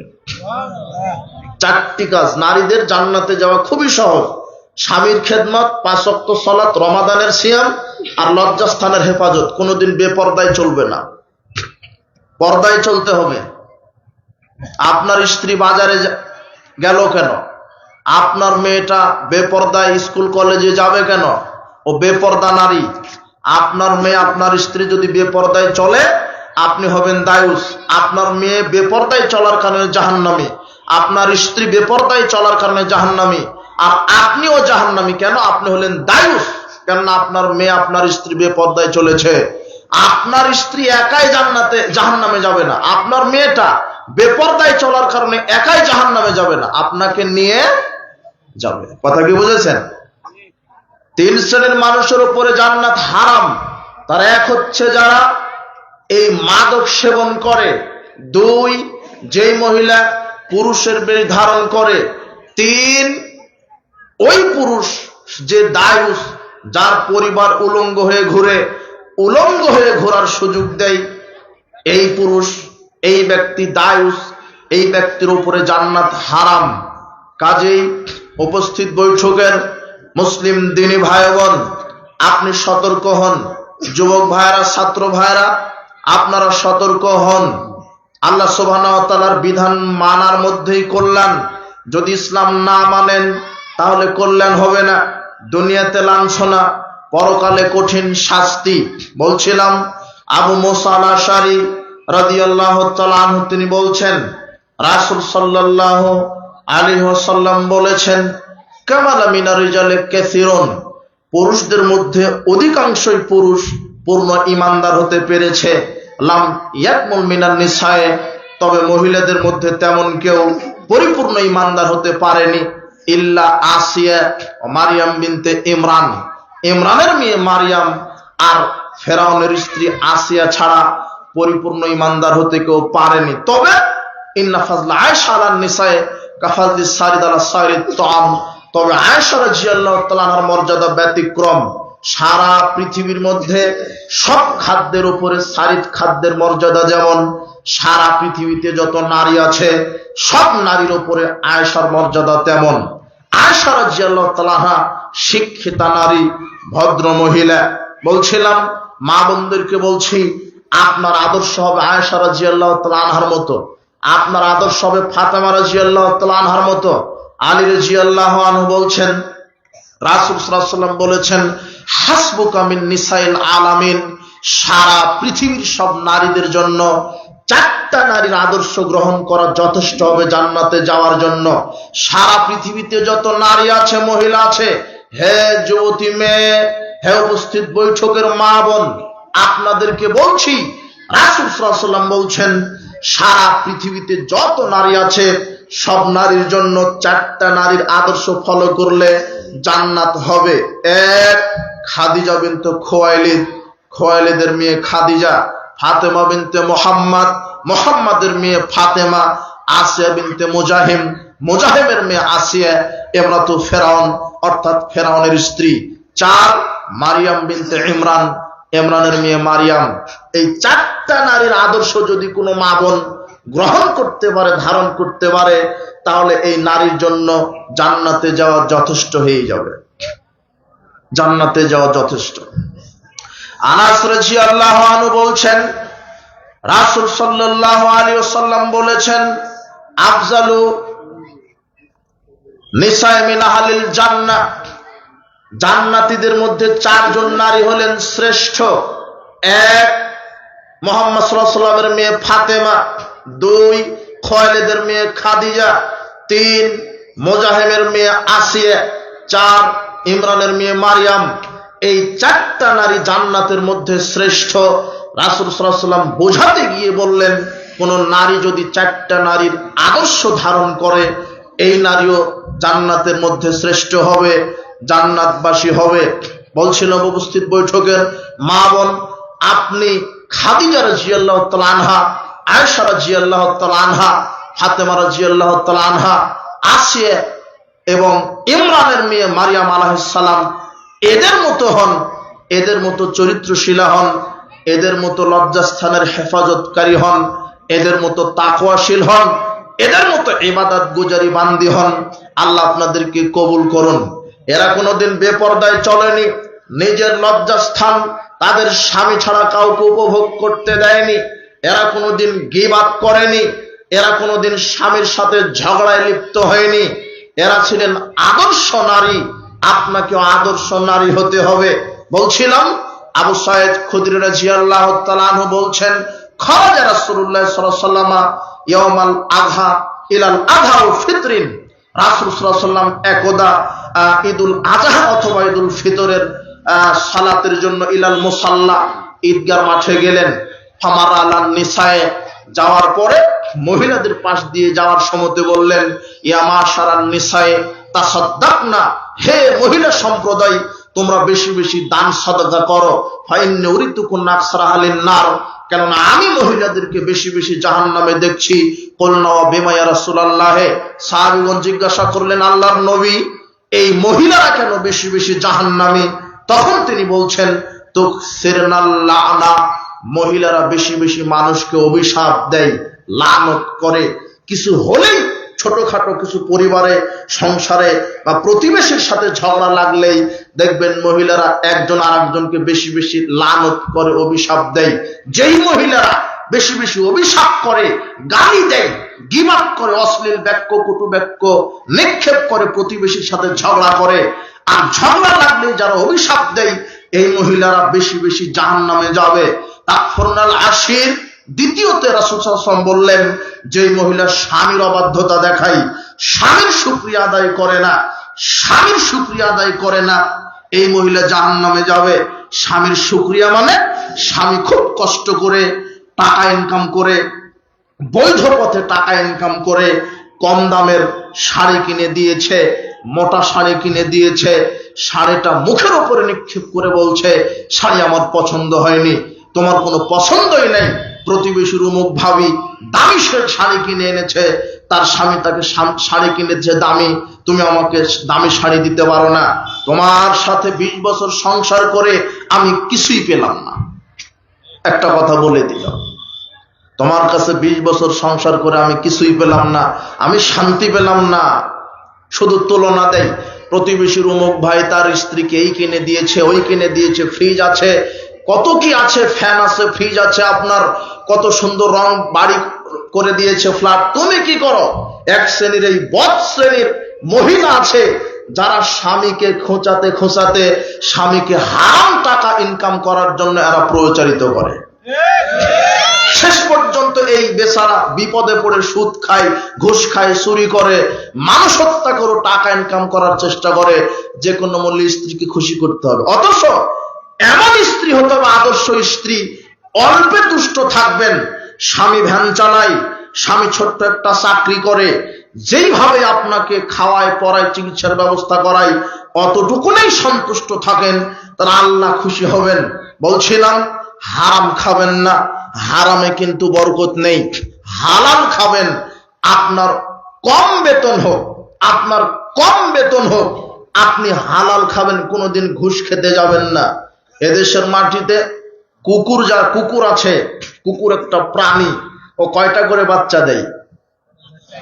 হ্যাঁ, 4টা, 5টা, 7টা, 10টা, 12টা, তাই না?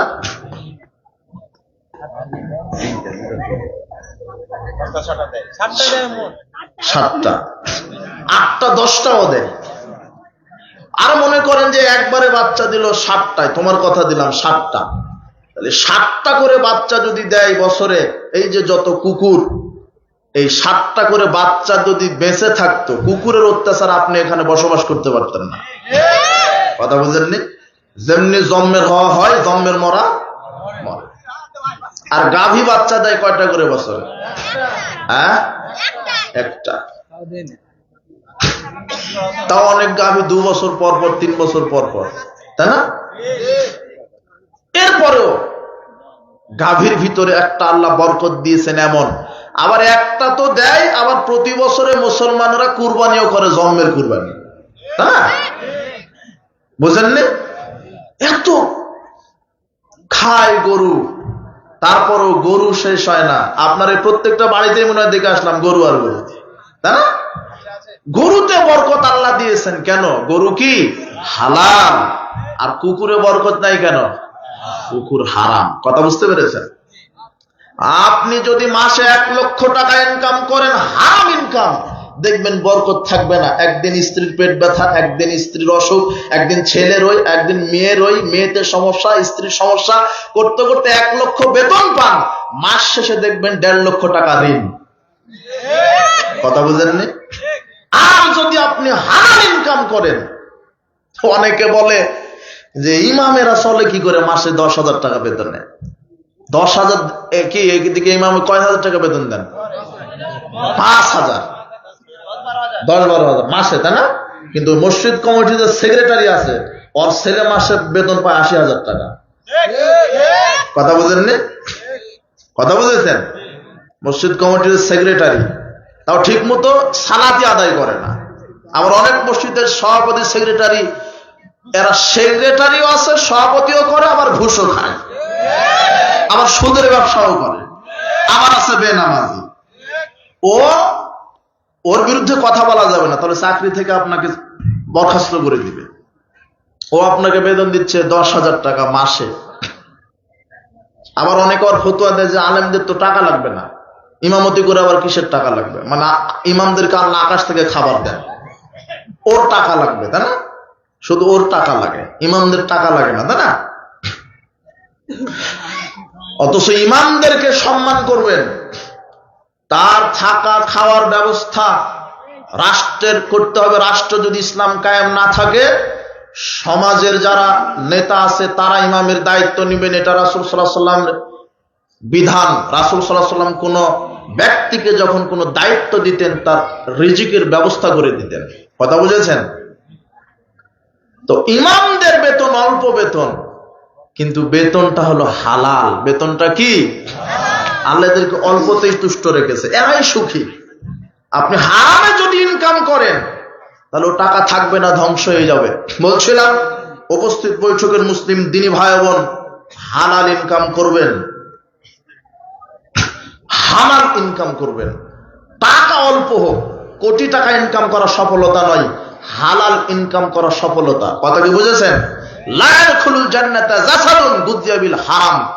ওই দেহ জান্নাতে যাবে না যেই দেহ হারাম খাদ্য দ্বারা গঠিত হয়েছে, সুযোগ নাই।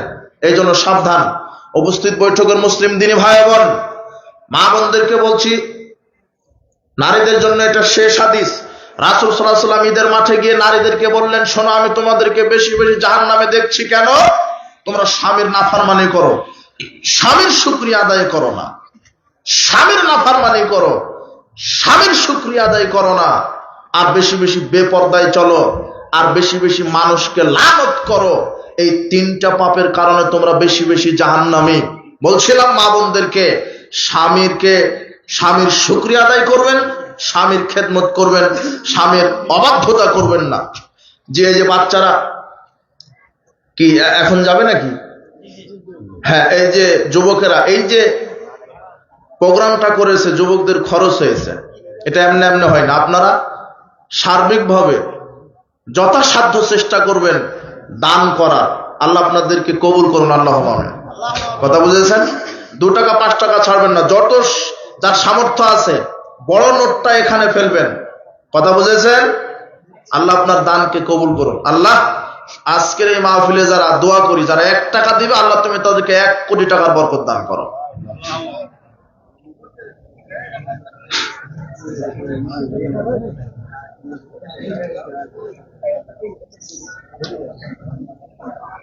দ্রুত করো, আর আপনারা দ্রুত কাজ শেষ করেন।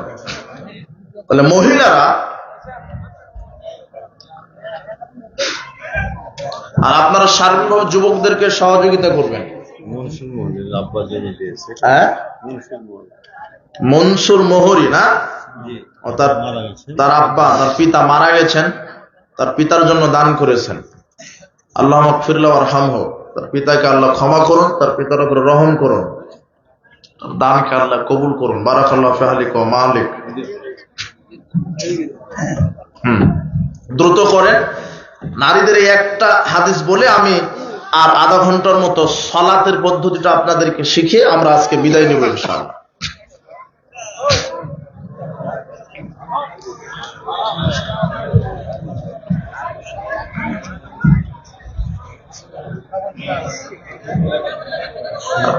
রাসূল সাল্লাল্লাহু আলাইহি ওয়াসাল্লাম বলছেন যে নারীদেরকে আমি বেশি বেশি জাহান্নামে দেখছি। তার তিনটা পাপ তারা বেশি বেশি করে। একটা, বেপরদায় চলে; দুই, তারা স্বামীর শুকরিয়া আদায় করে না; আর তারা মানুষকে গালি দেয়, লানত করে, ঝগড়া করে। এই জন্য মা বোনদেরকে হাদিস থেকে শিক্ষা নিতে হবে। বলছিলাম পরিবেশ ঠিক রাখেন। যুবকেরা আমাকে বলেছিল যে আমার বক্তব্যের মাঝখানে তারা একটু চাদরটা ছেড়ে দিবে, তাই তাদের কথা রক্ষা করেছি, কিন্তু আমার বক্তব্য এরকম কোনোদিন হয়নি। হ্যাঁ, তো যাক, আপনারা এরকম প্রোগ্রাম প্রতি বছর হোক, এটা তো আপনারা চান, তাই না? তাহলে যুবকদেরকে সহযোগিতা করবেন। আমি শুনলাম যে যুবকদের উদ্যোগে এই প্রোগ্রামটা। এই যুবকেরা অন্য কিছুর ব্যবস্থা করতে পারতো, তাই না? গানের আয়োজন করতে পারতো না? পারতো। এই যে কোরআন হাদিসের, ইসলামের আয়োজন করেছে আল্লাহ, তুমি এই যুবকদেরকে, তুমি তাদের উপরে তুমি তোমার পূর্ণ খাস রহমত, বরকত নাজিল করো। যুবকদের জন্য আমি দোয়া করি।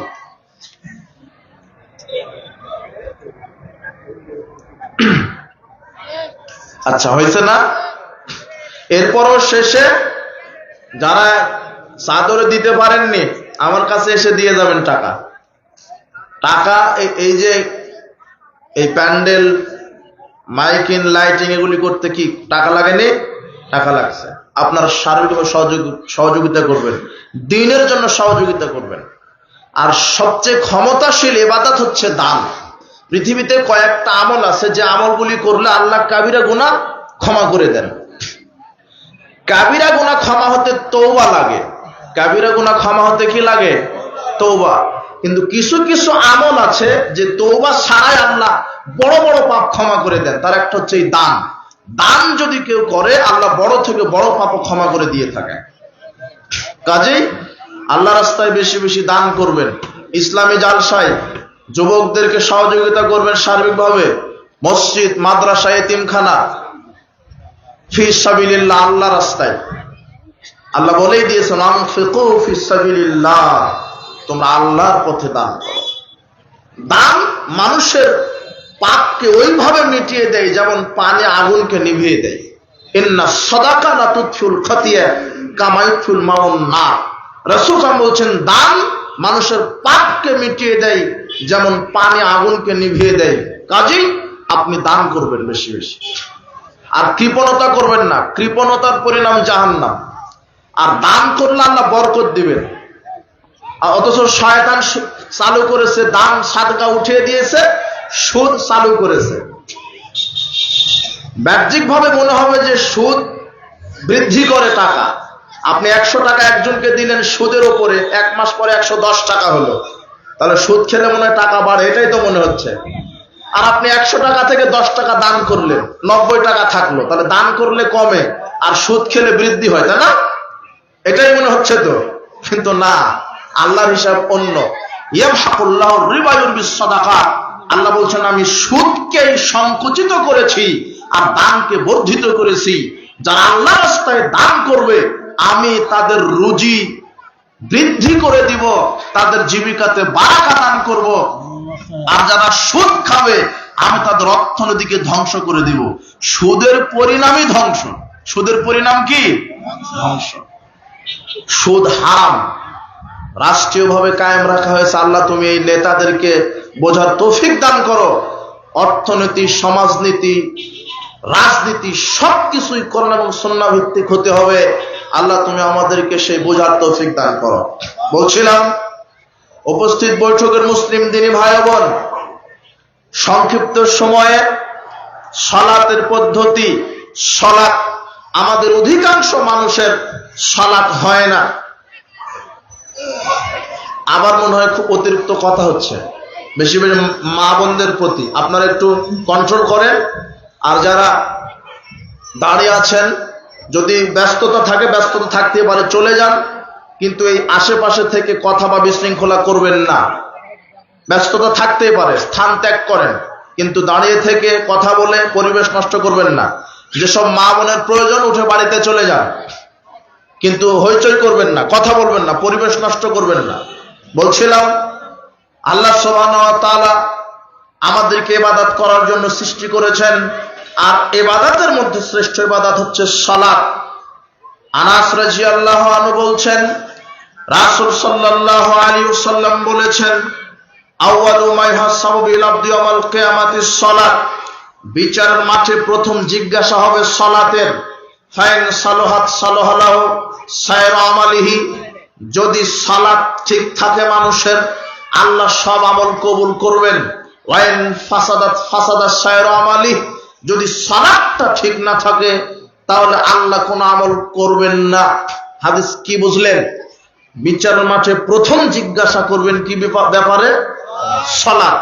যদি আপনার সালাতটা ঠিক হয়, সব আমল ঠিক থাকবে।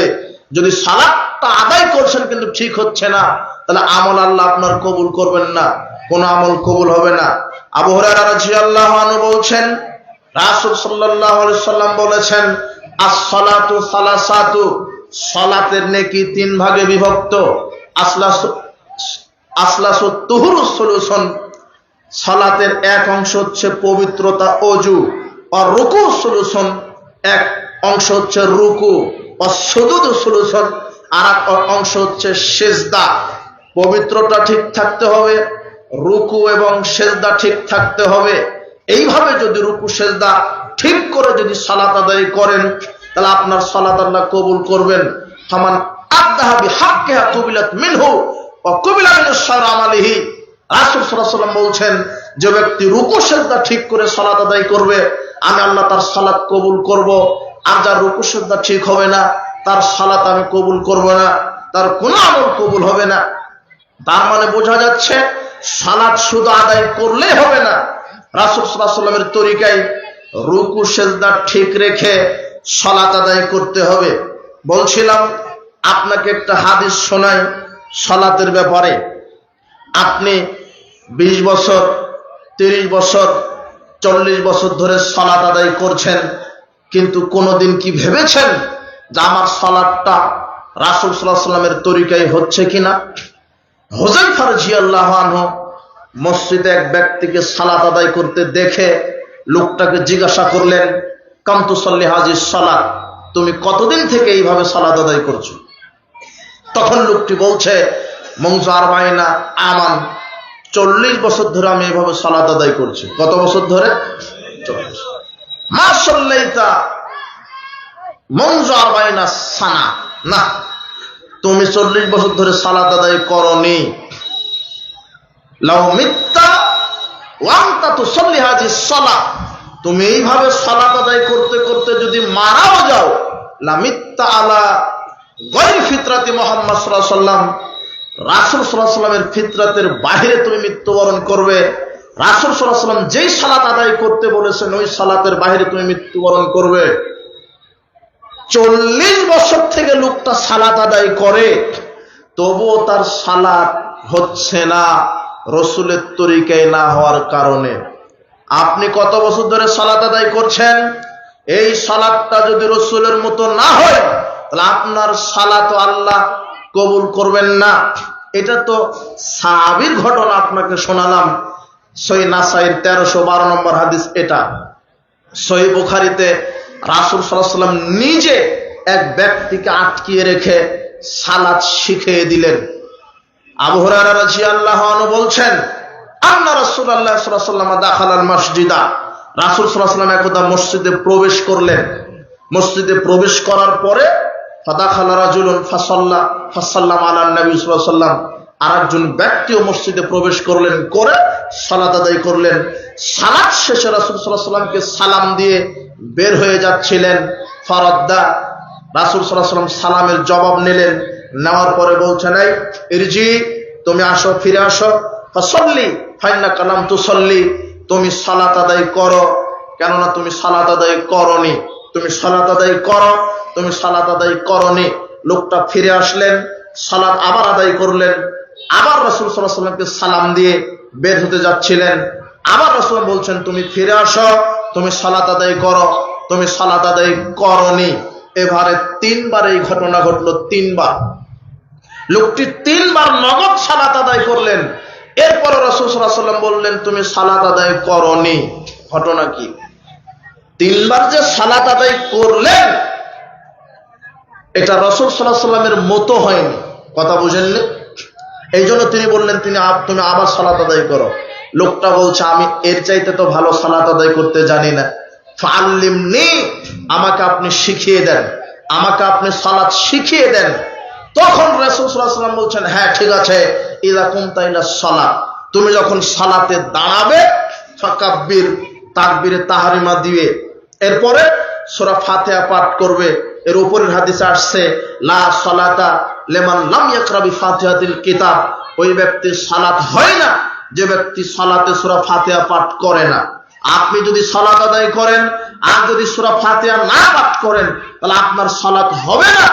আপনি একাকী করেন, জামাতের সাথে করেন, ফরজ পড়েন, নফল পড়েন, সুন্নাহ পড়েন, আপনি তারাবির সালাত আদায় করেন, তাহাজ্জুদ পড়েন, ঈদের সালাত আদায় করেন, জানাজা করেন, যেই সালাতে আদায় করেন ওই সালাতে সূরা ফাতিহা পাঠ করতে হবে।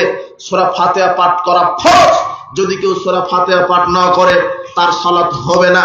রাসূল সাল্লাল্লাহু আলাইহি ওয়াসাল্লাম লোকটিকে সালাত শেখাচ্ছেন, শোনো, তুমি দাঁড়াবে, তাকবীরে তাহরিমা দিয়ে বুকে হাত বাঁধবে, সূরা ফাতিহা তেলাওয়াত করবে, এরপরে তুমি কোরআন থেকে যেটা সহজ সেটা তেলাওয়াত করবে, তারপরে কি করবে? সুম্মার কা, এরপরে রুকু করবে। রুকু করবে, হাত্তা তাতমাইন্না রাকিয়ান, প্রশান্তির সাথে রুকু করবে। সুম্মার ফা, এরপরে রুকু থেকে উঠবে। হাত্তা তাতাদিলা কয়মান, রুকু থেকে সোজা হয়ে দাঁড়াবে। এখানে একটা কথা, রাসূল সাল্লাল্লাহু আলাইহি ওয়াসাল্লাম রুকু করতে বললেন, রুকু থেকে উঠতে বললেন, আবার বললেন সোজা হয়ে দাঁড়াও। তার মানে শুধু রুকু থেকে উঠলে হবে না, সোজা হয়ে দাঁড়াতে হবে। অনেক মুসল্লিকে আপনি দেখবেন রুকু করে, রুকু থেকে একটু উঠার ভান করেই সেজদায় চলে যায়। ওইভাবে তার সালাত হবে না। 40 কেন 80 বছর পর্যন্ত ওইভাবে যদি সালাত আদায় করে, তার সালাত হবে না। রাসূল সাল্লাল্লাহু আলাইহি ওয়াসাল্লাম নিজে লোকটাকে ওইভাবে সালাত আদায় করে দেখে বলছেন, না না না, তুমি সালাতই আদায় করনি। তুমি রুকু করবে, রুকু থেকে উঠবে, সোজা হয়ে দাঁড়াবে, এরপরে সেজদা করবে। সেজদা করতে হবে 7 অঙ্গে। রাসূল সাল্লাল্লাহু আলাইহি ওয়াসাল্লাম বললেন, আল্লাহ আমাকে 7 অঙ্গে সেজদা করার নির্দেশ দিয়েছেন। কপাল, নাক 1 অঙ্গ, 2 হাত 3, 2 হাঁটু 5, 2 বৃদ্ধাঙ্গুলি 7, এই 7 অঙ্গে সেজদা করতে হবে। আপনি সেজদায় গেছেন, যদি আপনার ডান অথবা বাম পায়ে বৃদ্ধাঙ্গুলি জাগানো থাকে, মাটিতে যদি লেগে না থাকে, তাহলে সালাত হবে না। 80 বছর পর্যন্ত এভাবে সালাত আদায় করলে সালাত হয়নি। রাসূল সাল্লাল্লাহু আলাইহি ওয়াসাল্লামের মতো সালাত আদায় করতে হবে, 7 অঙ্গে সেজদা করতে হবে। এরপর রাসূল বলছেন, শোনো, হাত্তা তাতমাইন্না সাজেদান, শুধু সেজদা নয়, প্রশান্তির সাথে সেজদা করো। সুম্মার ফা, এরপরে সেজদা থেকে উঠো। হাত্তা তাতমাইন্না জালিসান, 2 সেজদার মাঝখানে স্থির হয়ে বসো। এখানেও একই কথা। অনেকে দেখবেন সেজদা করে শুধু উঠলে হবে না, অনেকে উঠার ভান করে আর একটা সেজদা। জি না, সেজদা করবেন, 2 সেজদার মাঝখানে স্থির হয়ে বসবেন, এরপরে আবার আর একটা সেজদা করবেন। ধীর স্থিরতার সাথে সেজদা করতে হবে। আপনাকে বলছি, সালাতের রুকন, সালাতের ফরজ হচ্ছে 13টি। ইচ্ছাকৃত হোক আর ভুল করে হোক যদি ছুটে যায়, সালাত টোটালে নষ্ট হয়ে যাবে। সালাতের 13টি রুকুন ভালো করে হেফাজত করবেন। 13টি ফরজ সালাতের, আর এই 13টি ফরজ মানতে হবে রাসূল সাল্লাল্লাহু আলাইহি ওয়াসাল্লামের তরিকায়, রাসূল সাল্লাল্লাহু আলাইহি ওয়াসাল্লামের সুন্নাহ অনুযায়ী। এতটুকু আপনাকে বোঝাতে এসেছি। এক, সালাতের 1 নম্বর রুকুন সালাতের জন্য দাঁড়িয়ে যাওয়া। 2, সালাতের 2 নম্বর রুকুন তাকবীরে তাহরিমা দেওয়া। 3, সালাতের 3 নম্বর রুকুন সূরা ফাতিহা পাঠ করা। 4, সালাতের 4 নম্বর রুকুন রুকু করা। 5, রুকু থেকে ওঠা। 6, রুকু থেকে সোজা হয়ে দাঁড়ানো। 7 অঙ্গে সেজদা করা। 8, সেজদা থেকে উঠা। 9, 2 সেজদার মাঝখানে স্থির হয়ে বসা। 10, তাদিলে আরকান ধীর স্থিরতার সাথে সালাত আদায় করা। 11, শেষ বৈঠক দেওয়া। শেষ বৈঠক মানে যেটা সালাম ফেরানোর বৈঠক, এটা হলো রুকুন। 12, তাশাহুদ পাঠ করা। তাশাহুদ পাঠ করা এটা হলো ফরজ। আত্তাহিয়াতু লিল্লাহি ওয়াস সালাওয়াতু ওয়াত তাইয়্যিবাত, এইভাবে তাশাহুদ পাঠ করা এটা হলো ফরজ, 12 নম্বর ফরজ। 13, সালামের মাধ্যমে সালামের মাধ্যমে সালাত শেষ করা। এই 13টি হলো সালাতের ফরজ। এখন এই 13টি আপনি পালন করবেন রাসূল সাল্লাল্লাহু আলাইহি ওয়াসাল্লামের তরিকায়। দাঁড়াবেন, রাসূল সাল্লাল্লাহু আলাইহি ওয়াসাল্লামের সুন্নাহ আছে সালাতে দাঁড়াতে। যখন আপনি দাঁড়াবেন, বিশেষ করে সালাত মানে জামাতে ফরজ সালাত, ফরজ সালাতে যখন জামাতে দাঁড়াবেন, রাসূল সাল্লাল্লাহু আলাইহি ওয়াসাল্লাম বলছেন, আকিমু সুফুফাকুম, তোমরা কাতার সোজা করো। হাজু বাইনাল মানাকিব ওয়াসুদ্দুল খালাল, তোমরা কাঁধে কাঁধ মিলিয়ে দাঁড়াও। পরস্পরের 2 পায়ের মাঝের জায়গা, ফাঁকা জায়গা বন্ধ করে দাঁড়াও। ওয়ালাইনু বিআইদি ইখওয়ানিকুম, তোমরা তোমাদের ভাইয়ের হাতের সাথে হাত বজায় রেখে দাঁড়াও। ওয়ালা তাজারু ফুরুজাতিল লিশ-শাইতান, তোমরা শয়তানের জন্য পরস্পরের 2 পায়ের মাঝে ফাঁকা রেখো না। মান ওয়াসালা সাফফান ওয়াসালাহুল্লাহ ওমান কাতা সাফফান কাতাহুল্লাহ। রাসূল সাল্লাল্লাহু আলাইহি ওয়াসাল্লাম বলছেন, যে ব্যক্তি পায়ের সাথে পা মিলিয়ে দাঁড়িয়ে সালাত আদায় করবে, আল্লাহ তাকে বিচার মাঠে কাছে টেনে নেবেন। ওমান কাতা সাফফান কাতাহুল্লাহ, আর যে ব্যক্তি পৃথক করে দাঁড়াবে, কাতারে ফাঁক রেখে দাঁড়াবে, আল্লাহ তাকে বিচারের মাঠে আল্লাহর নিকট থেকে পৃথক করে দিবেন। হাদিসটা বুঝতে পারলেন না? আমাদের দেশের অধিকাংশ মসজিদে কাতারে দাঁড়ানো হয়, পায়ের সাথে পা মিলিয়ে দাঁড়ায় না। দেখবেন 4 আঙ্গুল আধা হাত ফাঁকা রেখে দাঁড়ায়। অথচ রাসূল সাল্লাল্লাহু আলাইহি ওয়াসাল্লামের সুন্নাহ তরিকা, রাসূল সাল্লাল্লাহু আলাইহি ওয়াসাল্লাম বলছেন, সুদ্দুল খালাল, ফাঁকা জায়গা বন্ধ করে দাঁড়াও। ওয়ালা তাজারু ফুরুজাতিল লিশ-শাইতান, শয়তানের জন্য ফাঁকা রেখো না। ইন্নিলার শাইতান ইয়াদখুলু মিন খালালিস সাফ কান্নাহাল হাজাব, আমি মুহাম্মদ সাল্লাল্লাহু আলাইহি ওয়াসাল্লাম শয়তানকে ফাঁকা জায়গায় দেখি বকরির বাচ্চার মতো, ছাগলের বাচ্চার মতো। তার মানে যারা ফাঁকা রেখে সালাত আদায় করছে, ফাঁকা জায়গাতে কে বসে আছে? শয়তান। হাদিস আবু দাউদের 666 667 নম্বর হাদিস। ফাঁকা রেখে দাঁড়ানো যাবে না।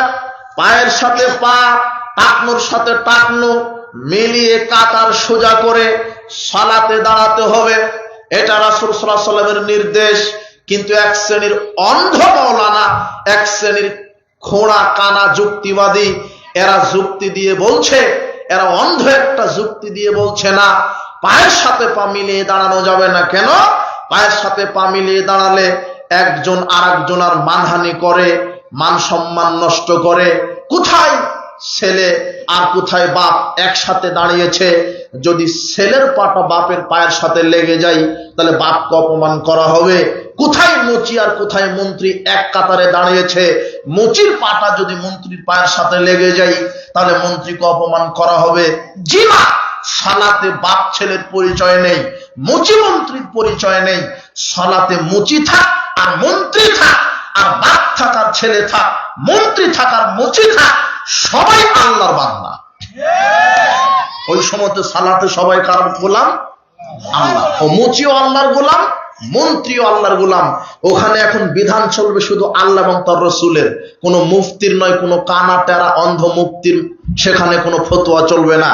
রাসূল সাল্লাল্লাহু আলাইহি ওয়াসাল্লাম বলছেন যে পায়ের সাথে পা মিলিয়ে দাঁড়াতে হবে, অথচ তোমার হুজুর বলছে না, পায়ের সাথে পা মিলানো যাবে না, মানহানি হবে, মর্যাদার হানি হবে। অথচ মুহাম্মদ সাল্লাল্লাহু আলাইহি ওয়াসাল্লাম বলছেন মান সাদ্দা ফুরজাতান ফি সাফ রাফাআল্লাহু বিহা দারাজাতান, যে ব্যক্তি কাতারে দাঁড়ানোর সময় পায়ের সাথে পা মিলিয়ে দাঁড়ায়, আল্লাহ তার মর্যাদা বৃদ্ধি করে দেন। ওয়া বানালাহু বাইতান ফিল জান্নাহ, জান্নাতে ঘর নির্মাণ করে দেওয়া হয়। দেখেছেন? রাসূলের হাদিস মানবেন না এই হুজুরের অন্ধ ফতোয়া মানবেন? রাসূল সাল্লাল্লাহু আলাইহি হাদিস বলছিলাম, যখন দাঁড়াবেন পায়ে পা মিলিয়ে দাঁড়াবেন, রাসূল সাল্লাল্লাহু আলাইহি ওয়াসাল্লামের সুন্নাহ। এরপরে তাকবীরে তাহরিমা দিবেন, তাকবীর তাহরিমা দিয়ে হাত বুকের উপরে বাঁধবেন, হাত বুকের উপরে থাকবে, এটাই সহিহ। রাসূল সাল্লাল্লাহু আলাইহি ওয়াসাল্লাম নির্দেশ দিতেন তোমরা বাম বাহুর উপরে ডান বাহু রাখো। দেখেন বাম বাহুর উপরে ডান বাহু রাখলে বুকের উপরে আসে, এটা বাহু, এই কবজি থেকে কনুই পর্যন্ত এটা বাহু। বাম বাহুর উপরে ডান বাহু রেখে হাত বাঁধতে বলেছেন রাসূল সাল্লাল্লাহু আলাইহি ওয়াসাল্লাম, সহিহ বুখারীর 740 নম্বর হাদিস।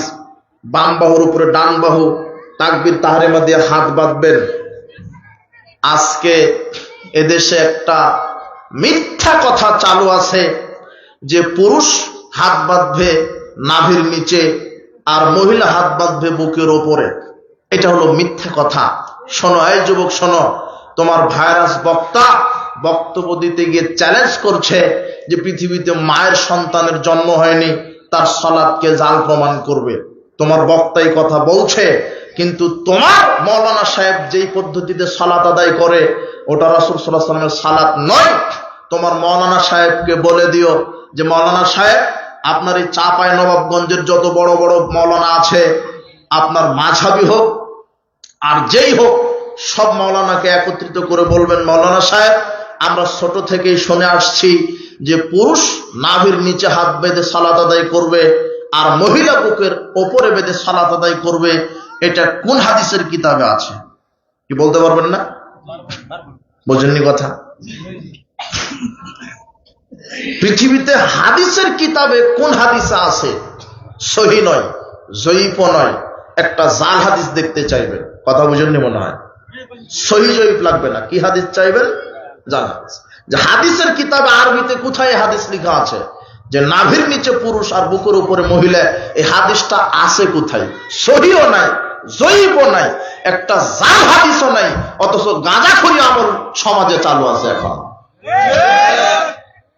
অথচ নারী পুরুষের সালাতের কোনো পার্থক্য নেই, নারী পুরুষের সালাতের কোনো পার্থক্য নেই। রুকু, সিজদা, কিয়াম, কুউদ সব একই। আজকে এদেশের মা বোনেরা সালাত আদায় করে, দেখবেন ওরা যখন দাঁড়ায় দুই পাটা একত্রিত করে দাঁড়ায়, অথচ ফাঁক করে শারীরিক ভারসাম্য যাতে বজায় থাকে এভাবে দাঁড়াতে হবে। আর অধিকাংশ মা বোন সেজদা দিতেই শিখেনি, রুকু করতেই শিখেনি, ওদের সালাত হচ্ছে না। রুকুটা ঠিক মতো করতে জানে না, সেজদা ঠিক মতো করতে জানে না। কে জানি মহিলাদের সালাত ভুল সালাত শিখিয়ে দিয়েছে। জি না, নারী পুরুষ সেজদা দিবে লম্বা ভাবে, নারী পুরুষের সালাতের কোনো পার্থক্য নেই। নারী সেজদা দিবে লম্বা ভাবে, পুরুষের সেজদা দিবে লম্বা ভাবে। হাদিসে আসছে, রাসূল সাল্লাল্লাহু আলাইহি ওয়াসাল্লাম বলেছেন, যখন তোমরা সেজদা দিবে তোমাদের এই পেটের নিচ দিয়ে যেন ছাগলের বাচ্চা চলে যেতে পারে এতটুকুন ফাঁকা রেখো। কিন্তু অধিকাংশ মা বোন দেখবেন সেজদা দেয় একেবারে দুই এই হাতের এই কি এটা বাহু, হাতের দুই বাহু দেখবেন মাটির সাথে লাগিয়ে দিয়েছে, আর দুই হাঁটুর সাথে লাগিয়ে দিয়েছে। কুকুর অথবা বিড়াল যেভাবে শুয়ে থাকে দেখবেন ওইভাবে সেজদা দেয়, একটা পিঁপড়াও ঢুকতে পারবে না। জি না, ওইভাবে মরা পর্যন্ত সালাত আদায় করলে ওই নারীর সালাত আল্লাহ কবুল করবেন না, সুযোগ নেই। নারী পুরুষের সালাতের কোনো পার্থক্য নেই। শয়তান এমনিতেই পার্থক্য করে দিয়েছে, ভ্রান্ত আমল শিক্ষা দিচ্ছে, অসম্ভব। নারী পুরুষের সালাতের পদ্ধতিগত কোনো পার্থক্য নেই, একই সালাত। বলছিলাম যে পুরুষ নাভির নিচে মহিলা বুকের উপরে, এরকম একটা জাল হাদিস পৃথিবীতে নাই। আর একটা যে বললাম যে 4 আঙ্গুল ফাঁকা রেখে দাঁড়াতে হবে, এটাও জিজ্ঞাসা করবেন মাওলানা সাহেব পৃথিবীর কোন হাদিসের কিতাবে 4 আঙ্গুল আঘাত ফাঁকা রেখে দাঁড়ানোর কথা আসছে? হাদিসের কিতাব থেকে দেখতে চাইবেন যে সহি জয়ীফ লাগবে না, আমাকে একটা জাল হাদিস দেখান। কথা বুঝেননি মনে হয়? এটা জাল হাদিসও নাই, অথচ এই গাঁজাখুরি আমল চলছে। দেখবেন ওই যে আঙুলটা দেখবেন তাশাহুদের বৈঠকে টপ করে একবার জাগিয়ে দিল, টপ করে নামিয়ে দিল, আশহাদু আল্লা ইলাহা ইল্লাল্লাহ ওয়া আশহাদু আন্না মুহাম্মাদুর রাসূল। এই সময় নাকি জাগাতে হয় আর নামাতে হয়। আশ্চর্য কথা। মৌলানাকে সঙ্গে সঙ্গে ধরে বলবেন, মৌলানা সাহেব, এই যে আমরা টপ করে জাগিয়ে দিলাম, নামিয়ে দিলাম, এটা হাদিসের কিতাবে সহিহ জয়ীফ না, একটা জাল হাদিস আমাকে দেখান তো। কথা মনে হয় বুঝেননি? অথচ আঙুল নাড়ানোর বিধান কি? নাসাই 1275 নম্বর হাদিসে আসছে, রাসূল সাল্লাল্লাহু আলাইহি ওয়াসাল্লাম বলছেন শুরু থেকে শেষ পর্যন্ত এভাবে আস্তে করে নাড়াবে, আর ওই সময় দৃষ্টিটা থাকবে নখের উপরে। কথা বুঝেননি মনে হয়? টপ করে জাগিয়ে দিলেন আবার নামালেন, এরকম একটা জাল হাদিসও পৃথিবীতে নাই, অথচ চলছে। আশ্চর্য কথা। এদেশের মানুষ মুখের নিয়ত বলে, সালাতে দাঁড়ানোর পূর্বে মুখের নিয়ত বলছে আরবিতে, তখন হুজুরকে বলবেন, মাওলানা সাহেব, এই যে আমরা মুখে নাওয়াইতু আন উসাল্লি লিল্লাহি তাআলা ফি যুহরি আরবা রাকা ফিল আসর আরবা রাকা, এইভাবে যে বলছি আমরা মুখের নিয়ত, এটা কোন হাদিসের কিতাবে আছে? আরবিতে লেখা আছে এরকম একটা হাদিস, সহি লাগবে না, জয়ীফ লাগবে না। কি হাদিস দেখতে চাইবেন? জাল। এটা জাল হাদিসও নেই। আর তোমার এই চাঁপাইনবাবগঞ্জের কিছু হাফেজ আছে, বাংলাদেশের হাফেজ আছে, এরা কোরআন তেলাওয়াত শেষেই বলছেন সাদাকাল্লাহুল আযীম। তখন এই হাফেজ সাহেবকে বলুন, হাফেজ সাহেব, যে আপনি যে কোরআন তেলাওয়াত শেষে সাদাকাল্লাহুল আযীম বললেন, এটা পৃথিবীর কোন হাদিসের কিতাবে এই হাদিসটা আছে? সহি লাগবে না, জয়ীফও লাগবে না। কি হাদিস দেখতে চাইবেন? জাল। একটা জাল হাদিস নেই, অথচ চলছে। অথচ আয়েশা রাদিয়াল্লাহু তাআলা আনহা বলছেন যে রাসূল সাল্লাল্লাহু আলাইহি ওয়াসাল্লাম কোরআন তেলাওয়াত শেষ করে এই দোয়াটা বলতেন, সুবহানাকা আল্লাহুম্মা বিহামদিকা আশহাদু আল্লা ইলাহা ইল্লা আনতা আস্তাগফিরুকা ওয়া আতুবু ইলাইক। সমাজে এমন কিছু আমল চলছে যার জাল দলিলও নেই। আশ্চর্য কথা, একটা ভুয়া আমল, ভুয়া দলিলও নেই, অথচ এগুলি চলছে। হাদিসের কিতাবে একটা জাল হাদিসও নেই, অথচ চলছে। বলছিলাম যে রাসূল সাল্লাল্লাহু আলাইহি ওয়াসাল্লামের তরিকে সালাত আদায় করতে হবে। এদেশের মানুষ সালাত শুরু করার পূর্বেই 8টা বেদাত করে। কয়টা? 8টা। অথচ রাসূল সাল্লাল্লাহু আলাইহি ওয়াসাল্লাম বলছেন যে ব্যক্তি বেদাত করবে তার উপরে আল্লাহর লানত, ফেরেশতার লানত, মানব মণ্ডলীর লানত, লা ইয়াকবালু মিনহু সারফাল আদল, তার ফরজ নফল ইবাদত আল্লাহ কবুল করবেন না। বেদাতের উপরে আল্লাহর লানত, বেদাতীদের ফরজ নফল ইবাদত কবুল হবে না। আর এদেশের মানুষ শুধু সালাত শুরুই করেনি, প্রস্তুতি নিতে 8টা বেদাত করে বসে আছে। আর কয়টা বেদাত? 1 নম্বর বেদাত কি? ওই যে মুখের নিয়ত মেরে দিল। কথা বুঝেননি মনে হয়? মুখের নিয়ত বলছে যেটার একটা জাল দলিল পৃথিবীতে নাই। বিশ্বাস না হলে আগামীকাল আপনার এই চাঁপাইনবাবগঞ্জ সবচেয়ে যে বড় মাওলানা তাকে ধরবেন, যে মাওলানা সাহেব, এই যে আমরা মুখে আরবিতে যে নিয়তটা বললাম, এটা কোন হাদিসের কিতাবে লেখা আছে, একটু আমাকে দেখান তো। দেখবেন যে সূর্য পশ্চিম দিকে উঠে যাবে, তোমার হুজুর দেখাতে পারবে না। কথা বুঝেননি মনে হয়? এই দেখেন, যেটা রাসূল সাল্লাল্লাহু আলাইহি ওয়াসাল্লাম করেননি সেটা করাই বেদাত। যেটা ইবাদত আকারে নেই, রাসূল সাল্লাল্লাহু আলাইহি ওয়াসাল্লাম যেটা দেননি, ওটাই হলো নতুন আবিষ্কার বেদাত। আর বেদাত করলে তার উপর আল্লাহর লানত, তার ফরজ নফল ইবাদত কবুল হয় না। মুখের নিয়ত বলছে, এরপরে দেখবেন জায়নামাজটা বিছিয়ে জায়নামাজের দোয়াটা মেরে দিল, ইন্নী ওয়াজ্জাহতু ওয়াজহিয়া লিল্লাযী ফাতারাস সামাওয়াতি ওয়াল আরদা হানিফাও ওয়া মা আনা মিনাল মুশরিকিন। এটা হচ্ছে কোরআন মাজিদের আয়াত, কিন্তু শয়তান নিয়ে চলে এসে যে বলছে না এটা জায়নামাজে দাঁড়িয়ে এটা জায়নামাজের দোয়া। অথচ জায়নামাজের দোয়া বলে দোয়া একটা জাল দোয়াও পৃথিবীতে নেই। কথা বুঝতে পারেননি মনে হয়? জায়নামাজের দোয়া বলে কোনো দোয়া নেই, অথচ তৈরি করেছে। তাহলে কয়টা বেদাত হলো? 2টা। 3, ইমাম সাহেব আলাদা একটা মুখে নিয়ত বলে, আনা ইমামু হাদারা ওয়া মা ইয়াহদুরুন, আমি ইমামতি করছি, উপস্থিত যারা আছে আর পরবর্তী যারা উপস্থিত হবে তাদের জন্য, সবার জন্য ইমামতি করতে দাঁড়ালাম। এই যে ইমাম আলাদা নিয়ত তৈরি করছে, এটা একটা বেদাত। 4, একামাত শুরু থেকে নিয়ে শেষ পর্যন্ত দেখবেন ইমাম সাহেব পাগড়ি পেঁচা শুরু করে দিয়েছে। ওই ইমামের বিশ্বাস যে পাগড়ি পরে সালাত আদায় করা পাগড়িবিহীন 70 রাকাতের সালাতের সমান। অথচ টুপি পাগড়ির দুনিয়াতে কোনো ফজিলতের হাদিস নাই। কথা বোঝেননি মনে হয়? টুপি পরে সালাত আদায় করলে যত নেকি হবে, টুপি খুলেও সালাত আদায় করলে তত নেকি হবে। টুপির আলাদা কোনো ফজিলত নেই। তবে সালাফদের, সাহাবীদের বৈশিষ্ট্য ছিল খালি মাথায় তারা সালাত আদায় করতেন না, হয় কোনো পাগড়ি দিতেন অথবা কোনো রুমাল দিতেন। ওই সময় তো এরকম টুপির প্রচলন ছিল না। কথা মনে বোঝা যায়নি?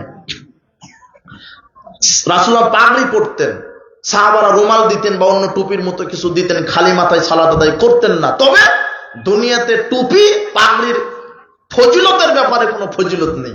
ফজিলতের আশায় যদি পড়েন ওই নিয়তে যে না 70 গুণ নেকি হবে, তাহলে এইভাবে পাগড়ি পড়া বেদাত। পাগড়ি পড়ে রাসূল সাল্লাল্লাহু আলাইহি ওয়াসাল্লাম পড়েছেন, সব সময় তিনি পড়েছেন, কিন্তু শুধু আপনার হুজুর একামতের সময় কেন পেঁচাচ্ছে 22 হাতের পাগড়ি দাও, 22 হাতের পাগড়ি। ওর আকীদা যে 70 গুণ বেশি নেকি পাবো, অথচ পাগড়ি টুপির কোনো পৃথিবীতে ফজিলত নেই। কথা বুঝেননি মনে হয়। তাহলে কয়টা বেদাত হলো? 5টা হলো না? পাগড়ি পড়া। 6 নম্বর বেদাত, একামত দেওয়ার সময় দেখবেন মুয়াজ্জিন যখন বলছে আশহাদু আন্না মুহাম্মাদুর রাসূলুল্লাহ, তখন আপনি বলছেন সাল্লাল্লাহু আলাইহি ওয়াসাল্লাম, তখন এটা বলা বেদাত। আযান একামতে মুয়াজ্জিন যা বলবে ফাকুলু মিসলা মা ইয়াকুলু মুয়াজ্জিন, রাসূল সাল্লাল্লাহু আলাইহি ওয়াসাল্লাম বলছেন আযান একামতে মুয়াজ্জিন যা বলে অনুরূপ বলো। বুঝেননি মনে হয়। আযান একামতের বাইরে যদি মুহাম্মদ সাল্লাল্লাহু আলাইহি ওয়াসাল্লামের নাম শোনেন তখন দরুদ পড়তে হবে। শরীয়ত যেভাবে বোঝা আছে ওইভাবে বুঝতে হবে আপনাকে। কথা বুঝেননি? মুয়াজ্জিন যদি বলে আশহাদু আন্না মুহাম্মাদুর রাসূলুল্লাহ, আপনাকে কি বলতে হবে? আশহাদু আন্না মুহাম্মাদুর রাসূলুল্লাহ। 7 নম্বর বেদাত, আশহাদু আন্না মুহাম্মাদুর রাসূলুল্লাহ এটা শোনার সাথে সাথে দেখবেন যে 2 বৃদ্ধাঙ্গুলিতে চুমা দিয়ে চোখ মাসা করছে। এটা এইদিকে নাই, বিভিন্ন জায়গাতে বেশি বেশি আছে। কথা বুঝেননি? এটা হলো বিদআত, অতিভক্তি চোরের লক্ষণ। চুমা দিয়ে কি করছে? মুক্তি দেখাচ্ছে। 8 নম্বর বেদাত কি? কদ কামাতিস সালাহ, কদ কামাতিস সালাহ বলছে, তখন বলছে আকামা আল্লাহু আদামাহা, এই দোয়াটা বলা কি? বিদআত। 8টা বেদাত হলো। আরো আছে, ওটা গবেষণা আরো ধরা পড়বে। আরেকটা কি? আরেকটা হচ্ছে যে ইমাম বলবে কাতার সোজা করেন, পায়ে পা মিলিয়ে দাঁড়ান, অথচ মুয়াজ্জিন একামতের আগে বলছেন আপনারা উঠেন কাতার সোজা করেন। কাতার সোজা করে সবাইকে দাঁড়িয়ে কাতার ঠিক করে তারপরে একামত দিচ্ছে। এটা হলো বিদআত। একামত মানে দাঁড়ানোর প্রস্তুতি, বুঝেননি মনে হয়। একামত মানে দাঁড়ানো। আপনি ওখানে বসে থাকেন, আপনি সালাত আদায় করেন, আপনি মসজিদের বাইরে থাকেন, সমস্যা নেই। মুয়াজ্জিন একামত দিবে, একামত মানে আপনারা সবাই এখন হাজির হন। কথা বুঝেননি? এই যে সালাত শুরুই হয়নি, কয়টা বেদাত শুরু হয়ে গেল? 9টা হয়ে গেল, তাই না? কথা বুঝেননি কথা। রাসূল সাল্লাল্লাহু আলাইহি ওয়াসাল্লামের পদ্ধতিতে সালাত আদায় করতে হবে। বলছিলাম দাঁড়াবেন, দাঁড়ানোর পদ্ধতি ওই। এরপরে তাকবীর দিয়ে বুকের উপর হাত বাঁধবেন, এরপরে সূরা ফাতিহা তেলাওয়াত করবেন। সূরা ফাতিহা শেষ করার পরে জোরে আমিন বলবেন। কি আমিন? জোরে আমিন। রাসূল বলছেন ইজা আম্মানাল ইমাম ফাআমিনু, ইমাম যখন আমিন বলে তোমরাও আমিন বলো। যদি বলতে পারো আল্লাহ তোমাদের বিগত সব পাপ ক্ষমা করে দিবেন। জোরে আমিন বলা, জোরে আমিন বলা সুন্নাহ। এরপরে কি? সূরা ফাতিহা, এরপরে রুকু করবেন। রাসূল সাল্লাল্লাহু আলাইহি ওয়াসাল্লাম যেভাবে শিক্ষা দিয়েছেন, ধীর স্থিরতার সাথে রুকু, প্রশান্তির সাথে রুকু। এরপর রুকু থেকে উঠবেন, শুধু উঠা নয়, সোজা হয়ে দাঁড়াবেন। কথা বুঝেননি? সোজা হয়ে দাঁড়াবেন। এটা 6 নম্বর রুকুন। 7 নম্বর রুকুন 7 অঙ্গে সেজদা করা, যেটা আপনাকে বলে দিলাম। 8 নম্বর রুকুন কি? সেজদা থেকে উঠা। 9 নম্বর রুকুন 2 সেজদার মাঝখানে স্থির হয়ে বসা। শুধু স্থির হয়ে বসবেন না, ওখানে কি বলতে হবে? আল্লাহুম্মা গফিরলি ওয়ারহামনি ওয়াজবুরনি ওয়াহদিনি ওয়াআফিনি ওয়ারযুকনি, দোয়া আছে না? এটা বলতে হবে, অন্তত না হলেও রব্বিক ফিরলি 2 বার বলতেই হবে। কথা বুঝেছেন? 10 নম্বর রুকুন ধীর স্থিরতার সাথে সালাত আদায় করবেন। 11 নম্বর রুকুন কি? তাশাহুদ পাঠ করবেন। এখানে আরেকটি কথা, 3 রাকাত এবং 4 রাকাত বিশিষ্ট সালাতে বৈঠক কয়টা হয়? 2টা না? মাগরিব, এশা, জোহর, আসর, এই যে সালাতগুলিতে বৈঠক কয়টা দেন? 2টা বৈঠক না? হ্যাঁ। যেই সালাতে 2টা বৈঠক, এই 2 বৈঠক বিশিষ্ট সালাতে প্রথম বৈঠকে আপনি বাম পায়ের পাতার উপরে বসে বৈঠক দিবেন। কথা কি বুঝলেন? বাম পায়ের পাতার উপরে বসবেন। আর এদিকে তো তাশাহুদ আঙুল দিয়ে ইশারা করবেন আর তাশাহুদ পাঠ করবেন। আর শেষ বৈঠকে বসার পদ্ধতি হলো বাম পাটা ডান পায়ের নলার মাঝখান দিয়ে বাহির করে দিবেন, নিতম্বের উপরে বসবেন। কথা কি বুঝেছেন? আর 2 রাকাত বিশিষ্ট সালাতে তো একটাই বৈঠক, এই বৈঠকে শুধু বাম পায়ের পাতার উপরে বসবেন। এটা রাসূল সাল্লাল্লাহু আলাইহি ওয়াসাল্লামের সুন্নাহ। এটা বৈঠক হলো। শুরু থেকে শেষ পর্যন্ত আঙুল দিয়ে ইশারা করবেন। রাসূল সাল্লাল্লাহু আলাইহি ওয়াসাল্লাম বললেন, তোমরা যখন এইভাবে আঙুলে ইশারা করো, শয়তানের কাছে এটা লোহার কি, হ্যাঁ, লোহার ডান্ডা, লোহার লাঠির চাইতেও বেশি ভয়াবহ শয়তানের কাছে এটা মনে হয়। যতবার এবং নাড়াও শয়তানকে ততবার পিটানো হয়। শুধু একবার জাগিয়ে নামিয়ে দিবেন না, ওরকম হাদিস নাই পৃথিবীতে। ওটা এমনিতে আমল চলছে সমাজে। ওই একজনের দেখে আরেকজন, আরেকজনের দেখে আরেকজন, কিন্তু দলিলের কোনো খবর নাই মানুষের। কথা বুঝেননি? আমল হতে হবে দলিলের ভিত্তিতে। কিসের ভিত্তিতে? দলিলের ভিত্তিতে। বলছিলাম তার সাথে বসবেন, ওইভাবে বসবেন, এরপরে সালাম ফিরিয়ে দিবেন। 12 নম্বর যেটা বললাম তাশাহুদ পাঠ করা, 13 নম্বর সালামের মাধ্যমে সালাত শেষ করা। সালাতের এই পদ্ধতি, আরো অনেক ছুটে গেল অনেক বিষয় সালাতের। তো আপনি যখন তাকবীরে তাহরিমে হাত বাঁধবেন, সবসময় দৃষ্টি থাকবে সেজদা যেখানে দিবেন সেখানে। কথা বুঝেছেন? হ্যাঁ, আর একটা কথা, যখন সেজদায় যাচ্ছেন তখন 2 হাত আগে দিবেন। কয় হাত? কোন হাত? আগে 2 হাঁটু না, আগে কি 2 হাত।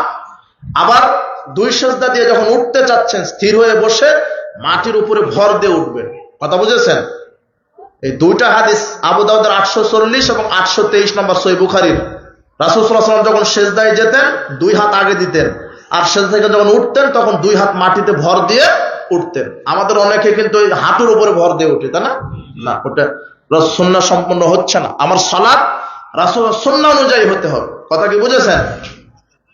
রাসূলের সুন্নাহকে হেফাজত করবেন। আল্লাহ সুবহানাহু ওয়া তাআলা আমাদেরকে রাসূল সাল্লাল্লাহু আলাইহি ওয়াসাল্লামের তরিকায় সালাত আদায় করার তৌফিক দান করুন। আল্লাহুম্মা। আজকে অধিকাংশ মানুষ আমাদের দেশেই কোরআন এবং সহিহ হাদিস মানার কারণে আরো নির্যাতিত হচ্ছে। এটা হবেই স্বাভাবিক। সাহাবারা নির্যাতিত হয়েছেন, আমাদেরকেও হতে হবে। আমাদের পুরস্কার আল্লাহর হাতে। রাসূল সাল্লাল্লাহু আলাইহি ওয়াসাল্লাম বলছেন, ইন্না মিন ওয়ারাইকুম জামানা সাবরিন লিল মুতামাসসিকি ফি আজর 50 শাহিদাম মিনকুম। রাসূল সাল্লাল্লাহু আলাইহি ওয়াসাল্লাম বলছেন যে শেষ জামানায় কেউ যদি আমার একটা সুন্নাহকে মেনে চলতে পারে, আল্লাহ তাকে 50 জন শহীদদের সমান নেকি দিবেন। কাজেই রাসূলের সুন্নাহকে মেনে চলতে হবে, রাসূলের সুন্নাহ অনুযায়ী আমল করতে হবে। শুধু সালাত নয়, যত আমল করব রাসূল সাল্লাল্লাহু আলাইহি ওয়াসাল্লামের তরিকায়। মনে থাকবে না? রাসূল সঠিকভাবে, আল্লাহ তুমি আমাদের আমলগুলিকে কবুল করো। আজকের ইসলামী জালসায় যত নারী পুরুষ এসেছেন, তুমি সবাইকে ক্ষমা করে দাও। যাদের পিতামাতা মারা গেছেন, তাদের কবর শাস্তি মাফ করো।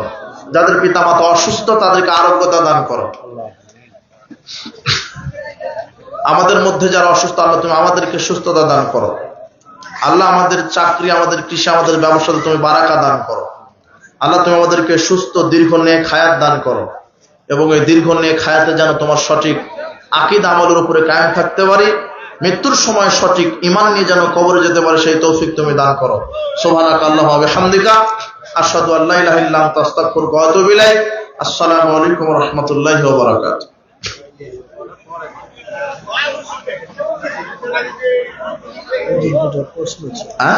প্রশ্ন ছিল না, 12টা বেজে গেল। না, 2টা বেশি কি স্বামীকে তালাক দেওয়া, কি জিজ্ঞাসা আসছে? একটা প্রথম স্বামীকে তালাক দেওয়ার পর 2 বছর পর কি বিয়ে করা যাবে? ওই ছেলেকেই প্রথম স্বামীকে তালাক দিছে কে? খোলা করছে না? মহিলাই তালাক খোলা করে নিয়েছে। মহিলা, স্বামী তালাক দেয়নি না, মহিলাই খোলা করে নিছে। স্বামী তালাক দিয়েছে। স্বামী দিয়েছে। কিভাবে তালাক দিয়েছে? তালাক হচ্ছে 3 তহুরে 3 তালাক। 3 তহুরে 3 তালাক। এক বৈঠকে যদি 100 তালাকও দেন তাহলে সেটা 1 তালাক গণ্য হবে। কথা বুঝেছেন? এখন এক বৈঠকে যদি তালাক দিয়ে দেয় তাহলে 1 তালাক হয়েছে। এখন যদি আবার আসতে চায় আসতে পারবে, কিন্তু 3 তহুরে 3 মাসে 3 তালাক যদি দিয়ে দেয় তাহলে আসার আর সুযোগ। একজন অবিবাহিত মেয়ে জেনা করে পেটে বাচ্চা হয়েছে, দেখছেন? বক্তব্য বললাম না আমি? কি বুঝলেন? তাহলে বক্তব্য সত্যতা তো প্রমাণ হলো, তাই না? নগর সে বাচ্চা নষ্ট করতে একজন সাহায্য করেছে, এখন সাহায্যকারীর কি করা উচিত? সাহায্যকারীর কি করা উচিত? কি করা উচিত? দুটো কাবিরা গুনাহ, দুজনেই অন্যায় করেছে, অন্যায়কে সহযোগিতা করেছে। এখন এটা কি জেনার পাপ হয়েছে? ভুল, এখন তওবা করে ফিরে আসবে, এগুলি পাপ গোপন রাখবে। যদি এই ছেলেই যদি এর জন্য দায়ী হয়, তাহলে ওই মেয়ে, যেই ছেলে মেয়ে জেনায় লিপ্ত হয়েছে, ওই ছেলে মেয়ে অন্য কোনো ছেলে মেয়েকে বিবাহ করতে পারবে না, এটা হারাম। যারা দৈহিক সম্পর্কে লিপ্ত হয়েছে ওদের বিবাহ ওর সাথেই হবে। কথা কি বুঝেছেন? এটা জেনাকার নারীকে সৎ ছেলে বিবাহ করতে পারবে না, এটা আল্লাহ হারাম করে দিয়েছেন। যে জেনার সাথে লিপ্ত হয়েছে ওর সাথে ওকে বিয়ে দিয়ে দিতে হবে, এটাই শরীয়ত। জি, জাযাকুমুল্লাহ খায়র, বারাকাল্লাহু ফিক। আল্লাহ তওবা করুক, সূচনা করুক, আল্লাহ পাপ ক্ষমা করবেন ইনশাআল্লাহ। কিন্তু এইভাবে আল্লাহ আমাদেরকে হেফাজত করুন। সুবহানাকাল্লাহুম্মা ওয়া বিহামদিক, আশহাদু আল্লা ইলাহা ইল্লা আনতা, আস্তাগফিরুকা ওয়া আতুবু ইলাইক। আসসালামু